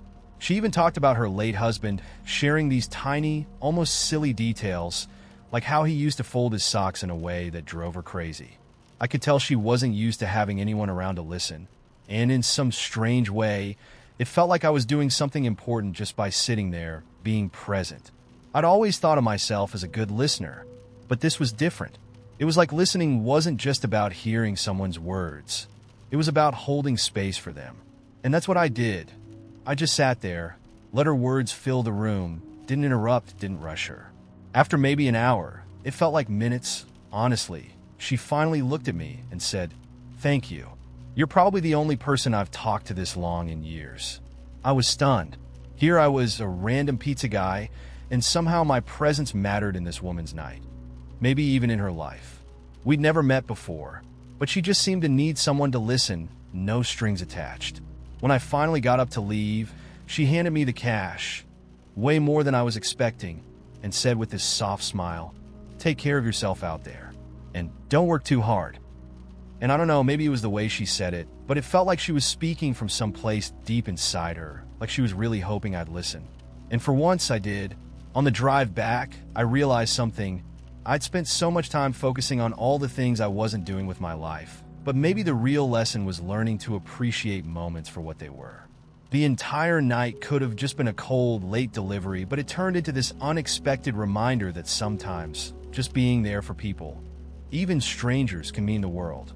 I didn't have to be somebody for my presence to matter to someone else. It's funny, looking back, because that night changed the way I started treating everyone around me. I began actually seeing people, taking a little more time to listen, giving people a bit of attention instead of rushing through interactions. I like to think that maybe it's one of those small things that makes a difference, even if it's just a smile or a conversation. So yeah, I guess my life lesson came from an unexpected source. A little old lady in the middle of nowhere who just wanted to tell her story, and a pizza guy who learned that maybe, just maybe, his life mattered a bit more than he thought, even if he was just delivering pizza. I came back to the house for the first time in 5 years, not out of choice, but because Mom had fallen. She hadn't wanted to tell me, said she didn't want to make a fuss or drag me back to a town she knew I'd long since outgrown. But I found out anyway, and even though I told myself it was just a quick trip, just to check in, I already knew I'd stay longer than I planned. It was strange, driving down that winding road, feeling the way memories clawed their way back as the town grew closer. The cracked sidewalks, that convenience store where I used to waste hours with friends, and the way the houses stood like they were still frozen in time. All of it pulled me back to a life I'd left behind, even if I told myself otherwise. When I walked in the door, Mom looked up, her face softening, though she tried to keep her expression steady. "Oh, you didn't have to come all this way," she murmured, like I'd taken some grueling journey rather than a 2-hour drive. She tried to stand, leaning on her cane awkwardly, but I stopped her. "See, I'll make tea," I said, glancing around the kitchen that felt at once familiar and foreign, everything slightly off-kilter. The dishes were stacked up, dust collected in the corners, and the house felt smaller than I remembered, like the walls had started to close in. For the next few days, I slipped into a rhythm I hadn't known since I was a kid. Waking up at the same early hour, fixing her breakfast, making coffee that she would only sip before it went cold. She didn't say it outright, but she loved having me there. I could see it in the way she watched me over her crossword, a small smile tugging at her lips as if she'd found a piece of the past in her present. But every day, there was this quiet tension, like the air was thick with things unsaid. I'd fallen off the radar since I left for the city. Maybe it was resentment or just the unspoken rule that I'd make it big. Instead, I'd been laid off months ago, struggling to hold on to the city life I'd thought was everything. It seemed easier not to mention it to her, easier to pretend I still belonged somewhere else, anywhere but here. One afternoon, she asked if I could go through some boxes in the garage, the ones that had sat there since I was a kid. "Just get rid of the junk," she said, waving her hand like it was nothing. But I knew the truth. She hadn't touched those boxes in years, hadn't dared to disturb the dusty memories that lived inside. The garage smelled like stale cardboard and oil. The light dimmed through the small window on the far side. I opened the first box, peeling back the flaps, and there it all was. High school jerseys, old mixed CDs with smudged labels, a notebook with half-finished poems scrawled in the margins. Each item felt like a version of myself, someone I used to be, but no longer recognized. At the bottom of one box was a framed picture, one I hadn't seen in years. It was me and Dad, standing by a tent in the mountains on a camping trip I barely remembered. He had his arm slung around my shoulder, his grin wide and wild, like he was holding on to more than just the moment. He passed away just a few years later, and maybe that's why I'd tried so hard to leave this place, to put distance between myself and the things I couldn't fix. When I showed Mom the picture that night, she took it with a soft gasp, her thumb tracing the glass as she stared at it for a long time. "You look just like him," she said, her voice a whisper, a world of unsaid things hanging between us. "You've got a spirit, you know." I didn't know what to say to that, so I just nodded, my throat too tight to form words. The next day, I ran into Lily at the store, the only person I'd kept in touch with since leaving. She'd married someone from our class, had 2 kids, and looked like she'd never once considered a life outside our hometown. We made small talk over canned goods, laughing awkwardly at how nothing had really changed except for us. "It's good to see you back," she said with a warm smile, like she knew more than she let on. But it was the way she said it, like I'd come back not for Mom, but because I needed to, even if I couldn't admit it yet. "Yeah, just helping out for a bit," I replied, trying to brush it off, but she gave me a look that felt like she'd see right through me. That night, Mom asked if I'd join her in clearing out the old attic. She hadn't gone up there in years, she said, but something about having me there made her want to face it. I wasn't sure why, but I felt the same strange pull. Maybe it was just the need to let go of old things, to make space for whatever came next, even if neither of us knew what that was. The attic was dim, and we worked mostly in silence, sifting through piles of things that once held meaning, but now just felt heavy. There were stacks of yellowed letters, birthday cards, and a half-knitted scarf she'd started for Dad that winter before he died. She held it up, the yarn fraying at the ends, and laughed softly, though her eyes glistened. "I never finished it," she murmured, almost to herself, and the sound of it cracked something open in me. We kept going, unearthing memory after memory until the sun dipped below the horizon, casting the attic in a dim, quiet glow. It was strange, seeing her like this, vulnerable in a way she'd never been before, letting me glimpse the parts of her life she'd kept tucked away. And in that moment, I saw not just my mother, but someone who'd lived a life of her own, someone who'd tried to hold it all together, even when it seemed impossible. When I left the attic, I felt lighter, like I'd let go of something I hadn't realized I was carrying. On the last night, she made me tea, her hands shaking slightly as she poured, and we sat together in a silence that felt like an understanding. I thought about telling her everything, that I'd lost my job, that I felt lost in ways I couldn't explain, that coming back had somehow put my life in a sharper focus, even if I didn't know what to do with it yet. Instead, I reached over and took her hand, something we hadn't done in years.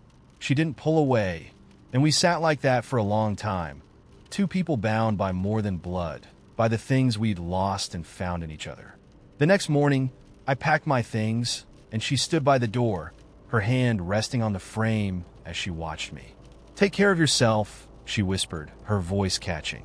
I gave her a quick hug, too afraid I might break if I lingered, and drove off, the weight of her gaze lingering long after the house was out of sight. But as I drove back to the city, back to the unknown, I felt something new, a quiet resolve, a sense that I could face whatever came next. And maybe I hadn't figured it all out, maybe I was still as lost as ever, but for the first time I felt okay with it. And that somehow felt like enough. It all began with a simple email that appeared in my inbox one rainy Thursday afternoon. The subject line read, "An invitation to a place you've never been." I assumed it was spam, maybe some travel agency ad, but something about it made me pause. I clicked on it, and the email opened with a single line. "Come to the Midnight Library this Saturday at midnight." There was no center listed, no details, no address. Just that single sentence in an otherwise blank email. I stared at the screen, feeling a mix of curiosity and confusion. I didn't know what the Midnight Library was, or even if it was real, but the idea intrigued me. It was just mysterious enough to stir a part of me that I hadn't felt in a long time. The part that craved something unexpected, something a little strange. The next few days were ordinary as ever, but I couldn't get the email out of my mind. Saturday came, and by nightfall, I found myself unable to resist the lure of it. I pulled on a jacket, grabbed my keys, and set out without really knowing where I was going. I didn't even have an address, but something in me just said go. I walked through the city, following a path that felt almost instinctual, winding through streets that were quieter than usual. I had no real destination, just an inexplicable sense that I'd know the place when I saw it. The city lights reflected on the wet pavement, casting an otherworldly glow, and I felt like I was slipping into a dream. Finally, after nearly an hour of wandering, I saw it. A small, nondescript door tucked between 2 closed shops, with a faint light seeping through the edges. There was a plaque beside the door with the words, "The Midnight Library," etched in gold. My heart raced as I reached for the handle, unsure what I was getting myself into. The door opened silently, and I stepped inside. The room was dimly lit, with floor-to-ceiling bookshelves covering every wall.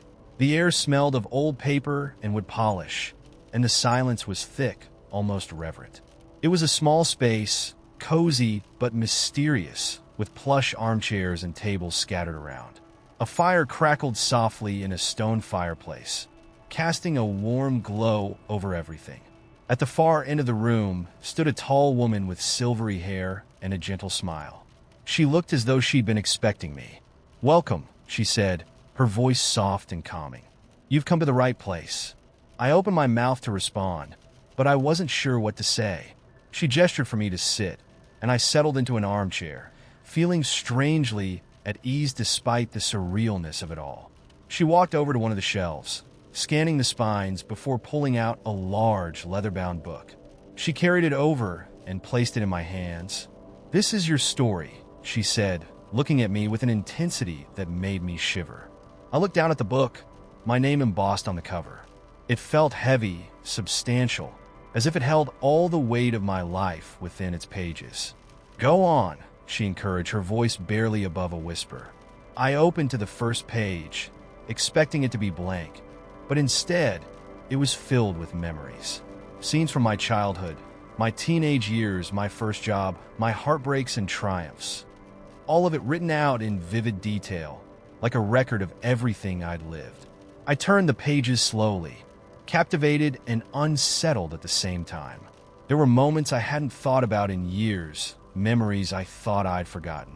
And then, as I neared the middle of the book, I came across something strange.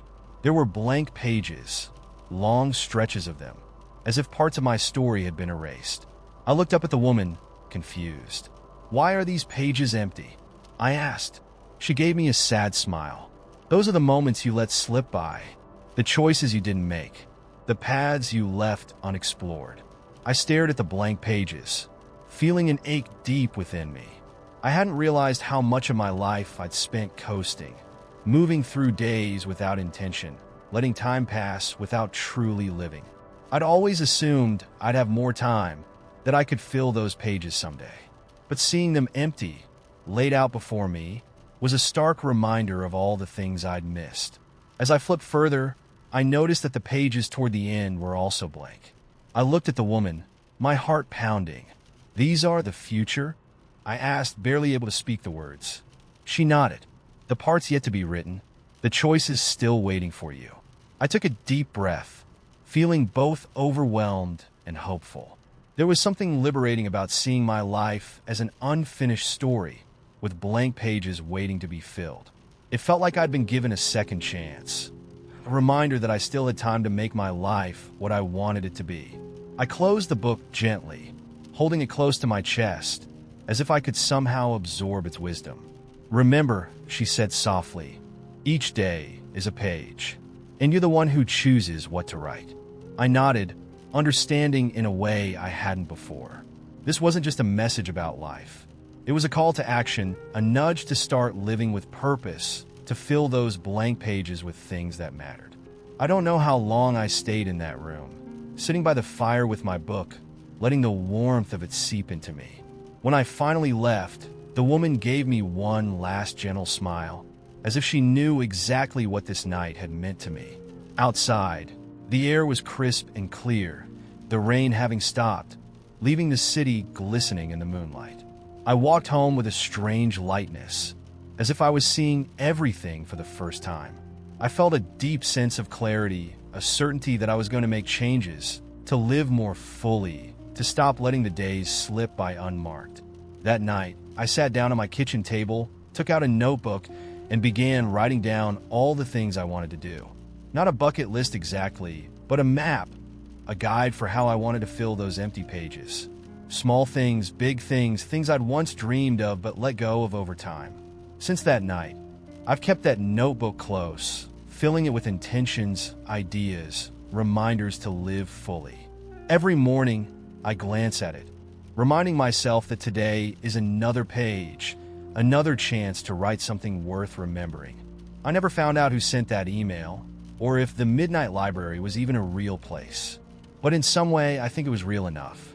Because now, whenever I feel myself slipping into old patterns, drifting back into autopilot, I remember that library, the warmth of the fire, the weight of that book in my hands, and the woman's quiet words. Each day is a page. Make it count. And somehow, that reminder is all I need to keep writing a story I'll be proud to read. I'd been best friends with Jess for as long as I could remember. Through thick and thin, every breakup, every drunken call at 2 a.m., every stupid decision one of us would make. She was my person, you know? The kind of friendship that feels permanent, like you'll be 90, rocking on a porch together, complaining about the world. And I always thought that was all there'd be to it, until one night, everything changed. It was supposed to be a typical Friday. Jess had just ended things with another guy who didn't see her worth. And I was in the middle of my own drama, still trying to get over an ex who'd left me with a box of my stuff and a voicemail. So, we found ourselves at her apartment with a couple of bottles of wine, laughing at each other's terrible taste in partners, and swearing off dating for good. I remember the moment it shifted. It was after the second bottle, around midnight, when the air between us seemed to change. She leaned over, brushing her hand against mine as she laughed at something I'd said. I didn't pull away, and neither did she. Next thing I knew, we were kissing, both a little hesitant at first, like testing waters neither of us had ever considered wading into. But then it just felt right, like something we'd been ignoring all these years had finally pushed its way out. We spent the night together, and in that moment, nothing felt awkward or confusing. I held her, and it felt like this natural extension of everything we'd always been, as if our friendship had been leading us here all along. The morning after, though, was a different story. She woke up first, nudging me to get up because we'd promised to meet friends for brunch. I could see in her face a mixture of excitement and dread, that look people get when they realize they might have just crossed a line they can't uncross. We didn't talk about it, just pretended it was a regular morning, but the silence between us was deafening. The weeks after that were a roller coaster. We kept it a secret at first, only seeing each other at night, sneaking around even though there was no one to hide from. It felt exhilarating, almost forbidden, but also terrifying, like at any moment, everything we had might shatter. I wanted to tell her how I was feeling, that maybe this wasn't just a fling for me. But every time I thought about bringing it up, I'd get this sinking feeling in my stomach. What if she didn't feel the same? What if I ruined a friendship that had kept me sane for years? Eventually, I worked up the courage. I sat her down, heart pounding, and laid it all out. I told her that I wanted more, that I couldn't go back to being just friends. She looked at me, and I could see the struggle in her eyes, a part of her wanting to say yes, but another part too scared to take the plunge. She asked if we could take a break, think things through. It was like a punch to the gut, but I understood. This wasn't something either of us had expected, and she needed time. Days turned into weeks, and suddenly, it felt like we were barely talking at all. We'd gone from texting constantly to the occasional, "hope you're doing well."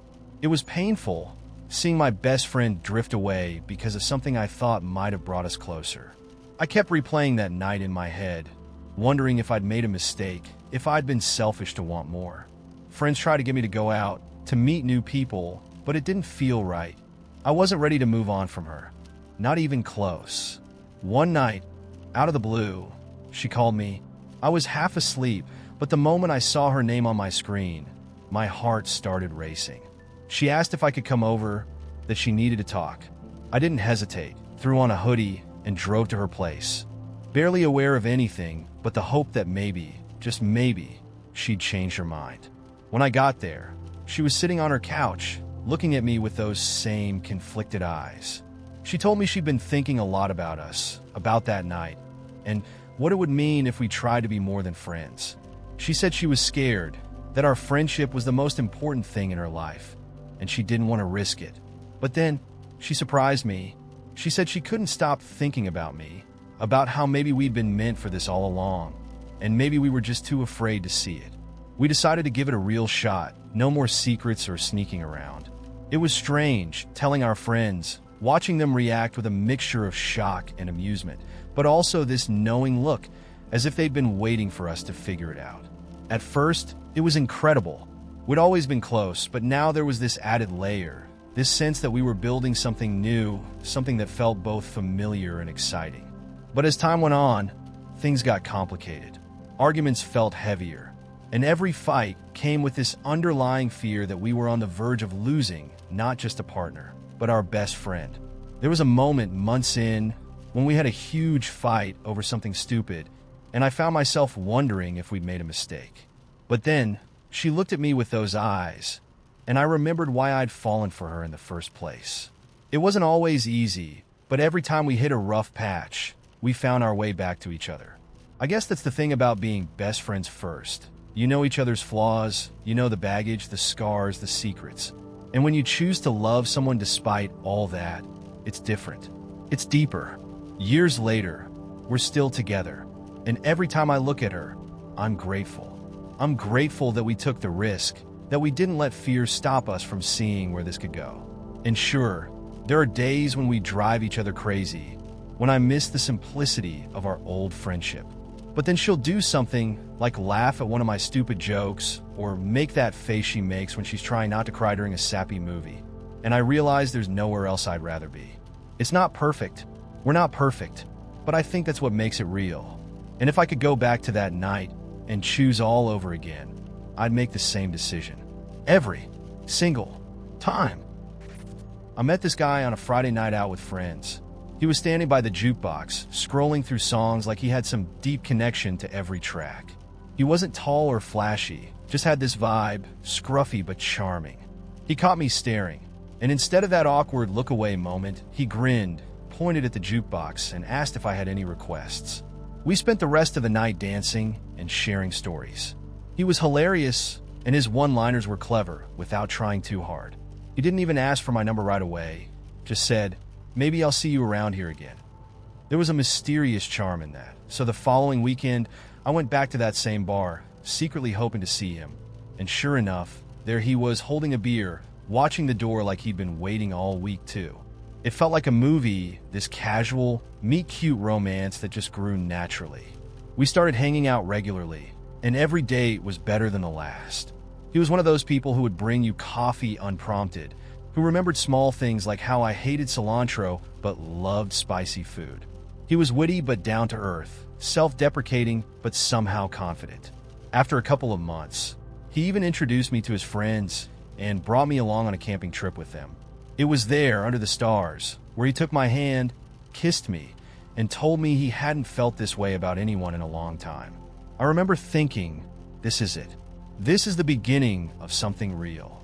One night, out of nowhere, he told me he wanted to make things official. I was thrilled, nervous even, but I'd been feeling it too. I remember we celebrated with takeout and a cheesy rom-com on his couch, and I felt like I'd finally found someone who got me, quirks and all. For a while, everything felt perfect. We'd text throughout the day, see each other a few times a week, share weekends at his place or mine. He'd leave little notes in my jacket pocket, like "can't wait to see you" or "you looked beautiful last night." I'd catch myself daydreaming about him at work, smiling like a lovesick teenager, thinking about all the little things we'd do together in the future, trips we'd take, things we'd cook, movies we'd argue over. But then, almost as quickly as it had started, something shifted. He'd cancel plans last minute, saying he had a long day or wasn't feeling well. It was subtle at first, maybe he was just tired, I thought. But the cancellations grew more frequent, and his messages started to dry up. I went from getting good morning texts to silence until late afternoon, sometimes not hearing from him at all. When we did meet, he seemed distracted, scrolling through his phone more, hardly laughing at my jokes, which he used to love.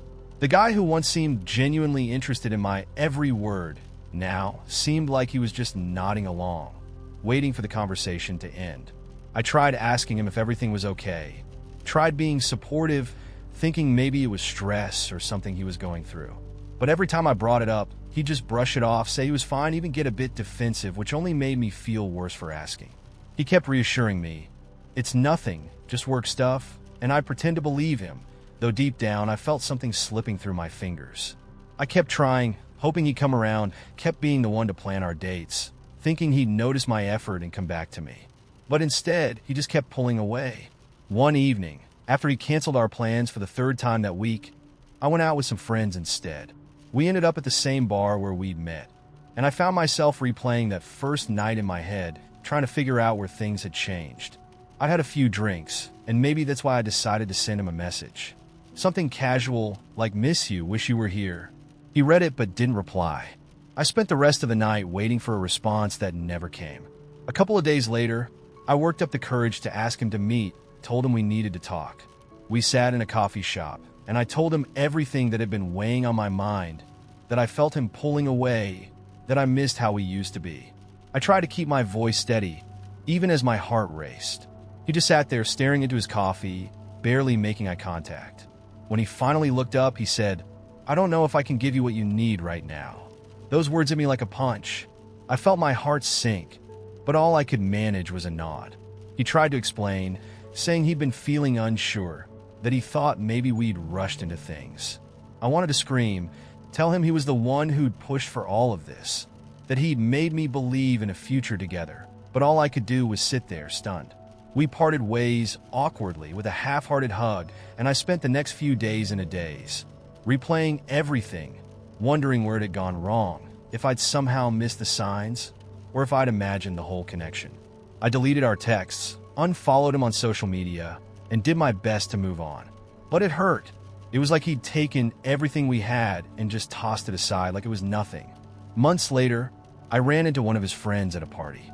We got to talking, and I found out he'd started dating someone else almost right after we'd ended things. Part of me wanted to laugh, but another part felt that sting all over again, realizing he hadn't been struggling with work stuff or any of the things he'd told me. He just moved on like I was some temporary placeholder until he found someone new. I could feel the bitter irony sinking in, that I'd fallen for someone who was never really invested in the first place, someone who'd made me feel special, only to leave me questioning if I was ever special to him at all. Since then, dating feels like this heavy thing, this risk I'm not sure I want to take anymore. I keep going back to that bar, meeting friends there sometimes, sitting in the same spot, wondering if I'll ever feel that kind of excitement again. But every time I stop myself, I'll look at someone across the room, maybe smile if they look my way, but I can't bring myself to go further. It's like there's this invisible barrier, a sense that no matter how good it feels, it can all come crashing down just as fast. I guess dating's ruined for me now, not because I don't believe in love anymore, but because I don't know if I believe in the promise of it, in the feeling of security that's supposed to come. Sometimes, on quiet nights when the world feels a bit too fast and all the lights are dim, I slip into memories of the simpler times. I don't mean that in the usual back in my day sense. I'm talking about those little flashes of childhood or early teenage days, where everything felt cozy and important. Even now, they're kind of my own secret place, moments that make me smile when I stumble across them in the back of my mind.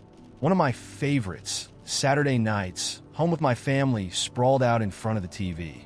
It was back in the days when VHS tapes ruled, and streaming was a word nobody knew. My dad would pick a movie from our little stack on the shelf. Sometimes it was a classic like E.T. or The Goonies, and other times it was some random 80s action flick we'd barely heard of but would somehow find ourselves totally hooked on. We'd fight over who got to rewind the tape at the end, hearing that satisfying click as it finished, ready for next time. And speaking of VHS tapes, do you remember recording TV shows? We'd set up the VCR, carefully program it with start and stop times, and just hope it didn't cut off the last few minutes of an episode. One time, my parents recorded a holiday movie for me while I was at a friend's house, but they missed the final scene where everyone's happy and hugging by the fireplace. So every year after that, I watched that same recording without ever seeing the ending. It wasn't until years later that I caught it online, and by then, it didn't matter as much. It was the feeling of anticipation, of not quite knowing, that I cherished more than the ending itself. Then there were those summer afternoons with friends, ones that were never planned but always ended up happening. Back then, no one really had a cell phone, or if you did, it was just for emergencies or making sure you got home on time. So meeting up was like this spontaneous event. Around 3 p.m., after the hottest part of the day, we'd wander out of our houses, hoping to spot someone on their bike, already headed to the park. The park was our meeting spot. There was no set time, just an unspoken understanding that sooner or later, we'd all end up there. Our gang was maybe 5 or 6 kids, all around the same age. We'd spend hours on the swings, climbing trees, or making up ridiculous games. One summer, we got obsessed with seeing who could go highest on the swings. And for weeks, that was our main focus. No winners, no losers, just a bunch of kids seeing how high they could go. Sometimes, one of us would bring snacks, and we'd tear open a bag of chips or sip lukewarm sodas, huddling in the shade, swapping made-up ghost stories or talking about what we thought middle school would be like. And let me tell you about early mornings before school. My mom would wake me up by flicking on my bedroom light.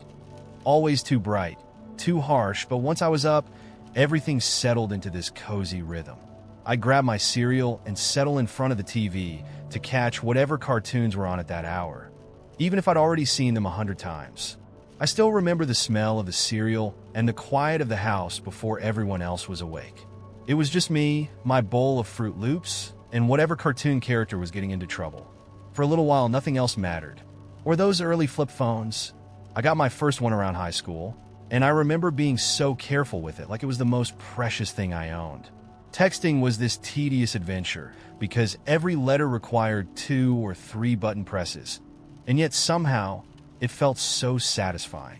There was no social media or constant alerts, just a handful of friends and the occasional "you there" message that took longer to type than the actual conversation that followed.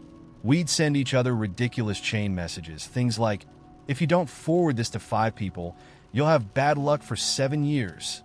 Of course, nobody took it seriously, but we still sent them anyway, just in case. And speaking of phones, do you remember the landline phone drama? If a friend called, and I wasn't home, they'd just leave a message on the answering machine. I loved coming home and hitting play, hearing the messages crackle through the static. Sometimes a friend saying, "Call me back if you get this." Or if they called too late, a confused, "Hi, this is Sarah's mom. Did you mean to call my house?" There was something so thrilling about dialing those clunky numbers, waiting through the rings, never knowing who'd pick up. And if you called your friend's house and their parents answered, that moment of panic, like, "Oh God, do I sound normal? Am I supposed to talk to them? Or can I just ask for my friend?" It was its own kind of little adventure every time. One of the best things, though, was staying up late for the first time. It felt like crossing some invisible boundary. I remember this one night my friend and I begged our parents to let us stay up, and finally, they relented. We stayed up till about 3 a.m. just talking about everything, really: school, crushes, what we wanted to be when we grew up. We watched late-night shows we were way too young to understand, raided the kitchen for snacks, and at some point, we started cracking up over something totally stupid. We kept telling each other, "Should we wake everyone up?" But of course, that just made it even funnier.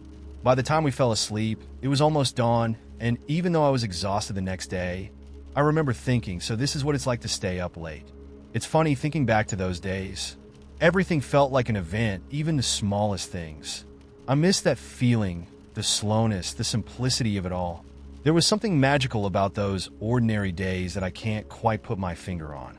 Like, sure, we didn't have the internet at our fingertips or social media to stay in touch, but maybe that's what made each moment feel so significant. We didn't have a million distractions, just each other and whatever we could come up with to pass the time. I guess that's why I love revisiting these memories every now and then. Not because I want to go back necessarily, but because it's nice to remember what it was like to be so present, to savor every detail, even if they seemed unimportant at the time. So, what about you? What little thing from the past always brings a smile to your face when you remember it? It was one of those days where I had zero plans. I'd intended to just lie around, maybe do some laundry, but by noon I was bored out of my mind. It was the kind of boredom that feels restless, like the universe is nudging you to just go somewhere, do something, even if you have no idea what that is. So, on a whim, I grabbed my backpack, threw in a random book, my camera, and some snacks, and set off with nothing but vague hope that something interesting might happen. I walked down the street, still unsure where to go. My phone buzzed with a notification for a local festival happening on the outskirts of town. An annual event I'd somehow never gone to in all the years I'd lived here. Not knowing what else to do, I bought a ticket and hopped on the next bus heading that way. When I got there, the place was buzzing with energy. The air was filled with the smell of freshly baked pastries and roasted nuts. Music floated from every corner. and people were dressed in a mix of costumes and casual wear. It was one of those charmingly eccentric events, with little booths selling handmade trinkets, tarot readers and tents, and even a small petting zoo tucked in the back. It felt like a fairy tale market had come to life. At one booth, an old man was selling antique jewelry and random knickknacks that looked like they'd been plucked from another century. As I browsed, I noticed a small, tarnished silver locket that seemed out of place among the bigger, flashier pieces. I picked it up, admiring the delicate etching on its surface. The old man saw me looking at it and smiled in this knowing way that sent a little shiver down my spine. "Ah, you have an eye for the special things," he said, voice crackling with age and mystery. "That locket's waiting for the right person. Some things are meant to find us, not the other way around." I'm not usually one for cryptic comments, but I was drawn to it. Without even thinking about it, I handed him a few bills, pocketed the locket, and moved on. The crowd led me down a path where the booths started thinning out, giving way to a quiet clearing with a small wooden stage. On it, a band was setting up, a folksy group with an eclectic mix of instruments. They started playing, and their music was light and whimsical, the kind that makes you feel like you're part of some hidden, magical world. As I listened, someone tapped me on the shoulder. I turned around and found myself face to face with a stranger holding a bunch of wildflowers. He was a guy around my age, with a mess of curly hair and a warm smile that somehow felt familiar, even though I'd never seen him before. "Hey," he said, handing me one of the flowers. "They're giving these out for free. Just seemed like you should have one." I laughed, a little taken aback, and accepted the flower. We started talking, and it was one of those effortless conversations that feels like you're catching up with an old friend rather than meeting someone for the first time. His name was Oliver, and he was a musician, not in the band playing on stage, but apparently he'd come here on a similar whim, hoping to find some inspiration for his own music. The music shifted to a slow, dreamy tune, and Oliver held out his hand. "Want to dance?" I hesitated, almost laughed it off, but something about the moment just felt right. So I took his hand. We danced under the trees, surrounded by strangers who didn't care about two random people swaying awkwardly in the grass. It was surreal, like stepping into a scene from an old movie where the world fades out, and it's just the two of you, lost in some impossible moment. After the song ended, we walked back through the festival together, stopping at random booths, sampling honey from a stand run by a woman who looked like she'd been keeping bees her entire life, tasting handmade chocolates from a cheerful older man who claimed they were enchanted. Oliver kept me laughing the whole time with these wildly exaggerated stories about his life, and by the end of the day, I felt like I'd known him forever. Just when I thought the day couldn't get any better, we reached a small fortune teller's tent, half hidden behind a row of hanging lanterns. Oliver insisted we get our fortunes read, just for fun, and practically dragged me inside. The fortune teller was an elderly woman with sharp, glinting eyes and a voice as smooth as silk. She looked us over, smiled in a way that felt almost mischievous, then took our hands, studying them like she was reading a secret only she could understand. "You two have met before," she said, eyes flicking between us. "Perhaps in this life, perhaps in another. Some connections defy time." Oliver and I exchanged a look, half laughing, but there was something oddly resonant about her words, like she'd spoken to a part of me I didn't even realize was listening. She then handed each of us a tiny glass vial, filled with something that sparkled faintly in the light. "For good luck," she said, waving us off with a mysterious smile. As we left the tent, the sun was beginning to set, casting a warm glow over everything. We found a quiet spot away from the crowds and sat on the grass, watching the last bits of daylight fade. It felt like a scene out of a storybook, the perfect end to a day that had started with nothing but boredom and a vague hope for something different. Eventually, the festival started winding down, and people began to drift away. Oliver and I walked to the edge of the grounds, where we'd both arrived separately, but now it felt strange to be going our separate ways. "So, what now?" he asked, shuffling his feet and looking at me like he was trying to figure out if this was just a lovely coincidence or something more. I didn't have a good answer. Part of me was afraid that if we tried to meet up again, it would ruin the magic, turn this perfect day into just another ordinary memory. But the other part of me couldn't bear the idea of walking away without seeing him again. In the end, we exchanged numbers, a slightly mundane ending to a day that felt anything, but we hugged, a little awkwardly, like two characters unsure if their story was really over. As I watched him walk away, I felt the weight of the little vial the fortune teller had given me still in my pocket, like a tiny reminder that sometimes magic finds you when you're not even looking for it. I walked home with this strange, enchanted feeling, like I'd just stepped out of a dream. I wasn't sure if I'd ever see Oliver again, but somehow, that felt okay. The day itself was enough, a perfect storybook moment to hold on to. It's funny how sometimes you don't need a plan or a big event to find something extraordinary, just a bit of spontaneity, a handful of wildflowers, and a few twists of fate. Have you ever had a day that felt like it was straight out of a storybook or an old movie? Alright, so here's my recent nostalgia attack that took me from a standard weekday errand to an unexpected trip down memory lane. This all started at the grocery store, which is just about the least likely place to expect anything sentimental, right? I mean, grocery shopping is usually the farthest thing from magical. But this day was different. I was wandering through the snack aisle, on autopilot as usual, trying to remember if I'd run out of coffee yet or if I needed eggs. Nothing out of the ordinary. Then, as I reached for a bag of pretzels, my eye caught the smallest glimpse of a neon green box on the bottom shelf.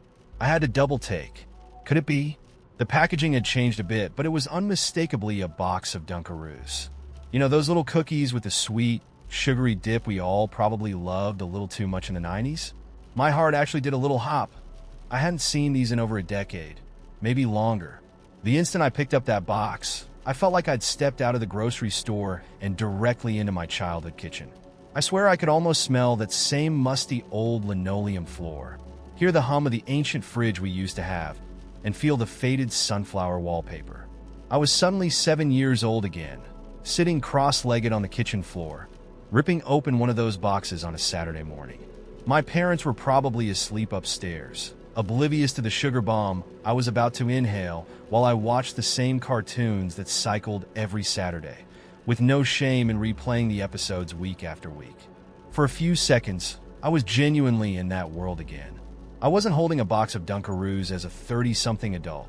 I was holding pure joy in my hands, the kind of joy that only seems to exist when you're a kid. I could even feel that bit of frustration I used to get when the frosting in the little container ran out before the cookies did, and I tried to scrape every last bit of it, using the cookie edges as tiny spatulas. I remembered the crumbly cookie bits that would get stuck in the frosting, and how I'd save the frosting for last, savoring it like it was something rare and precious. As I stood there in the grocery aisle, I realized I was probably grinning like a fool, just lost in this flood of tiny, perfect memories. I mean, it's not like Dunkaroos were some major part of my life. There's no deep story here, no big family history attached. But they represented something so simple, so carefree. That little snack was a bridge to a time when my biggest worries were whether or not I'd have enough time to play outside after school, or if my favorite cartoon would get canceled.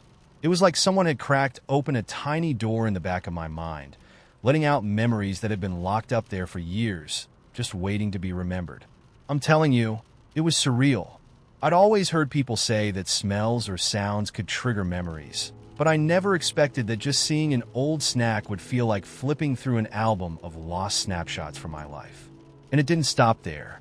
Suddenly, I was back in the aisles of Toys R Us, holding my mom's hand as I gazed longingly at a display of Tamagotchis. I could even remember that old-school store lighting, the faint smell of plastic, and that particular sense of wonder when your only job in life was to dream about which toy you'd pick if you had all the money in the world. Then I was transported again, this time sitting in the back of my family's minivan, gripping a handful of quarters I'd begged from my dad to spend at the arcade. It was like one memory opened the floodgates to others, each memory brushing off dust and feeling so vivid, like they had just been waiting for this moment to come back. And here's the best part, the one that really got me. A couple of aisles over, just as I was starting to snap out of my nostalgia trip, I heard a familiar little jingle over the store radio. "I'm a big kid now." That silly old diaper commercial. It's funny, I'd heard that line 1,000 times growing up, probably singing it around the house like it was some kind of anthem. And in that moment, I felt this quiet sense of, I don't even know.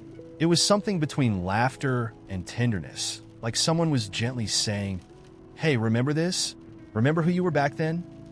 It was as if a part of me I'd forgotten was peeking over my shoulder, reminding me of all the joy and innocence wrapped up in those simple things. It's strange, really. We all grow up and get so busy that we forget about those random little joys from when we were kids. We forget that we were once enchanted by cartoon-themed songs, or spent whole afternoons drawing on the sidewalk with chalk, or treasured things as simple as a cookie snack with frosting. We end up losing that childlike magic as adults because we think we have to, but every now and then something pulls us right back to it. And for a few precious seconds, it's like we're kids again, seeing the world with the same wide-eyed wonder we used to have. So, here's my question to you all. What random moment has brought you back to those warm times you may have even forgotten about? I met Leo at a mutual friend's art show, where he was confidently holding court near a sculpture that looked like it had been crafted from recycled metal and old car parts. He was the type who wore a beret unironically, with a leather-bound notebook tucked under his arm and an intense gaze that made you feel like he was seeing straight into your soul. He seemed mysterious, artsy, and fascinatingly odd in a charming way. We started talking, and I found myself drawn in by his passion for authenticity in art, his dramatic opinions on life, and his insistence that normal was the death of creativity. When he asked if I'd like to join him for dinner at a place he described as a hidden gem of culinary philosophy, I couldn't resist. The night of our date, he picked me up in a beat-up car covered in bumper stickers for obscure avant-garde films and bands I'd never heard of. He greeted me with a knowing smile, as if we were embarking on some kind of sacred journey, and drove us to a tiny restaurant that looked more like an underground speakeasy than a dining establishment. There was no menu, just a chalkboard on the wall that read, "Tonight's essence, fire and earth." I raised an eyebrow, intrigued. "So, what does fire and earth mean exactly?" I asked as we sat down. Leo gave me a mysterious grin. "It's all about elements," he whispered, leaning in. "Tonight, the chef is exploring the rawness of fire and the grounding of earth. Everything we eat will have those two forces in balance."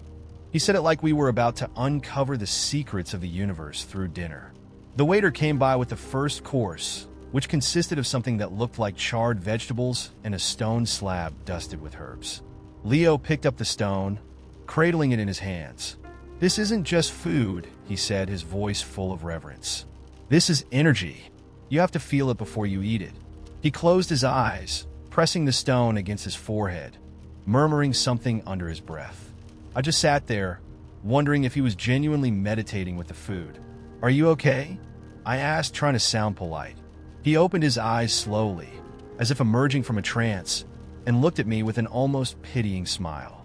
"You'll understand soon," he said, picking up the vegetables with his hands and eating them with deliberate slowness, savoring every bite as if it held hidden meanings. I tried a small bite, nodding along as he launched into a monologue about the primal essence of flames and how fire transforms our souls just as it transforms food.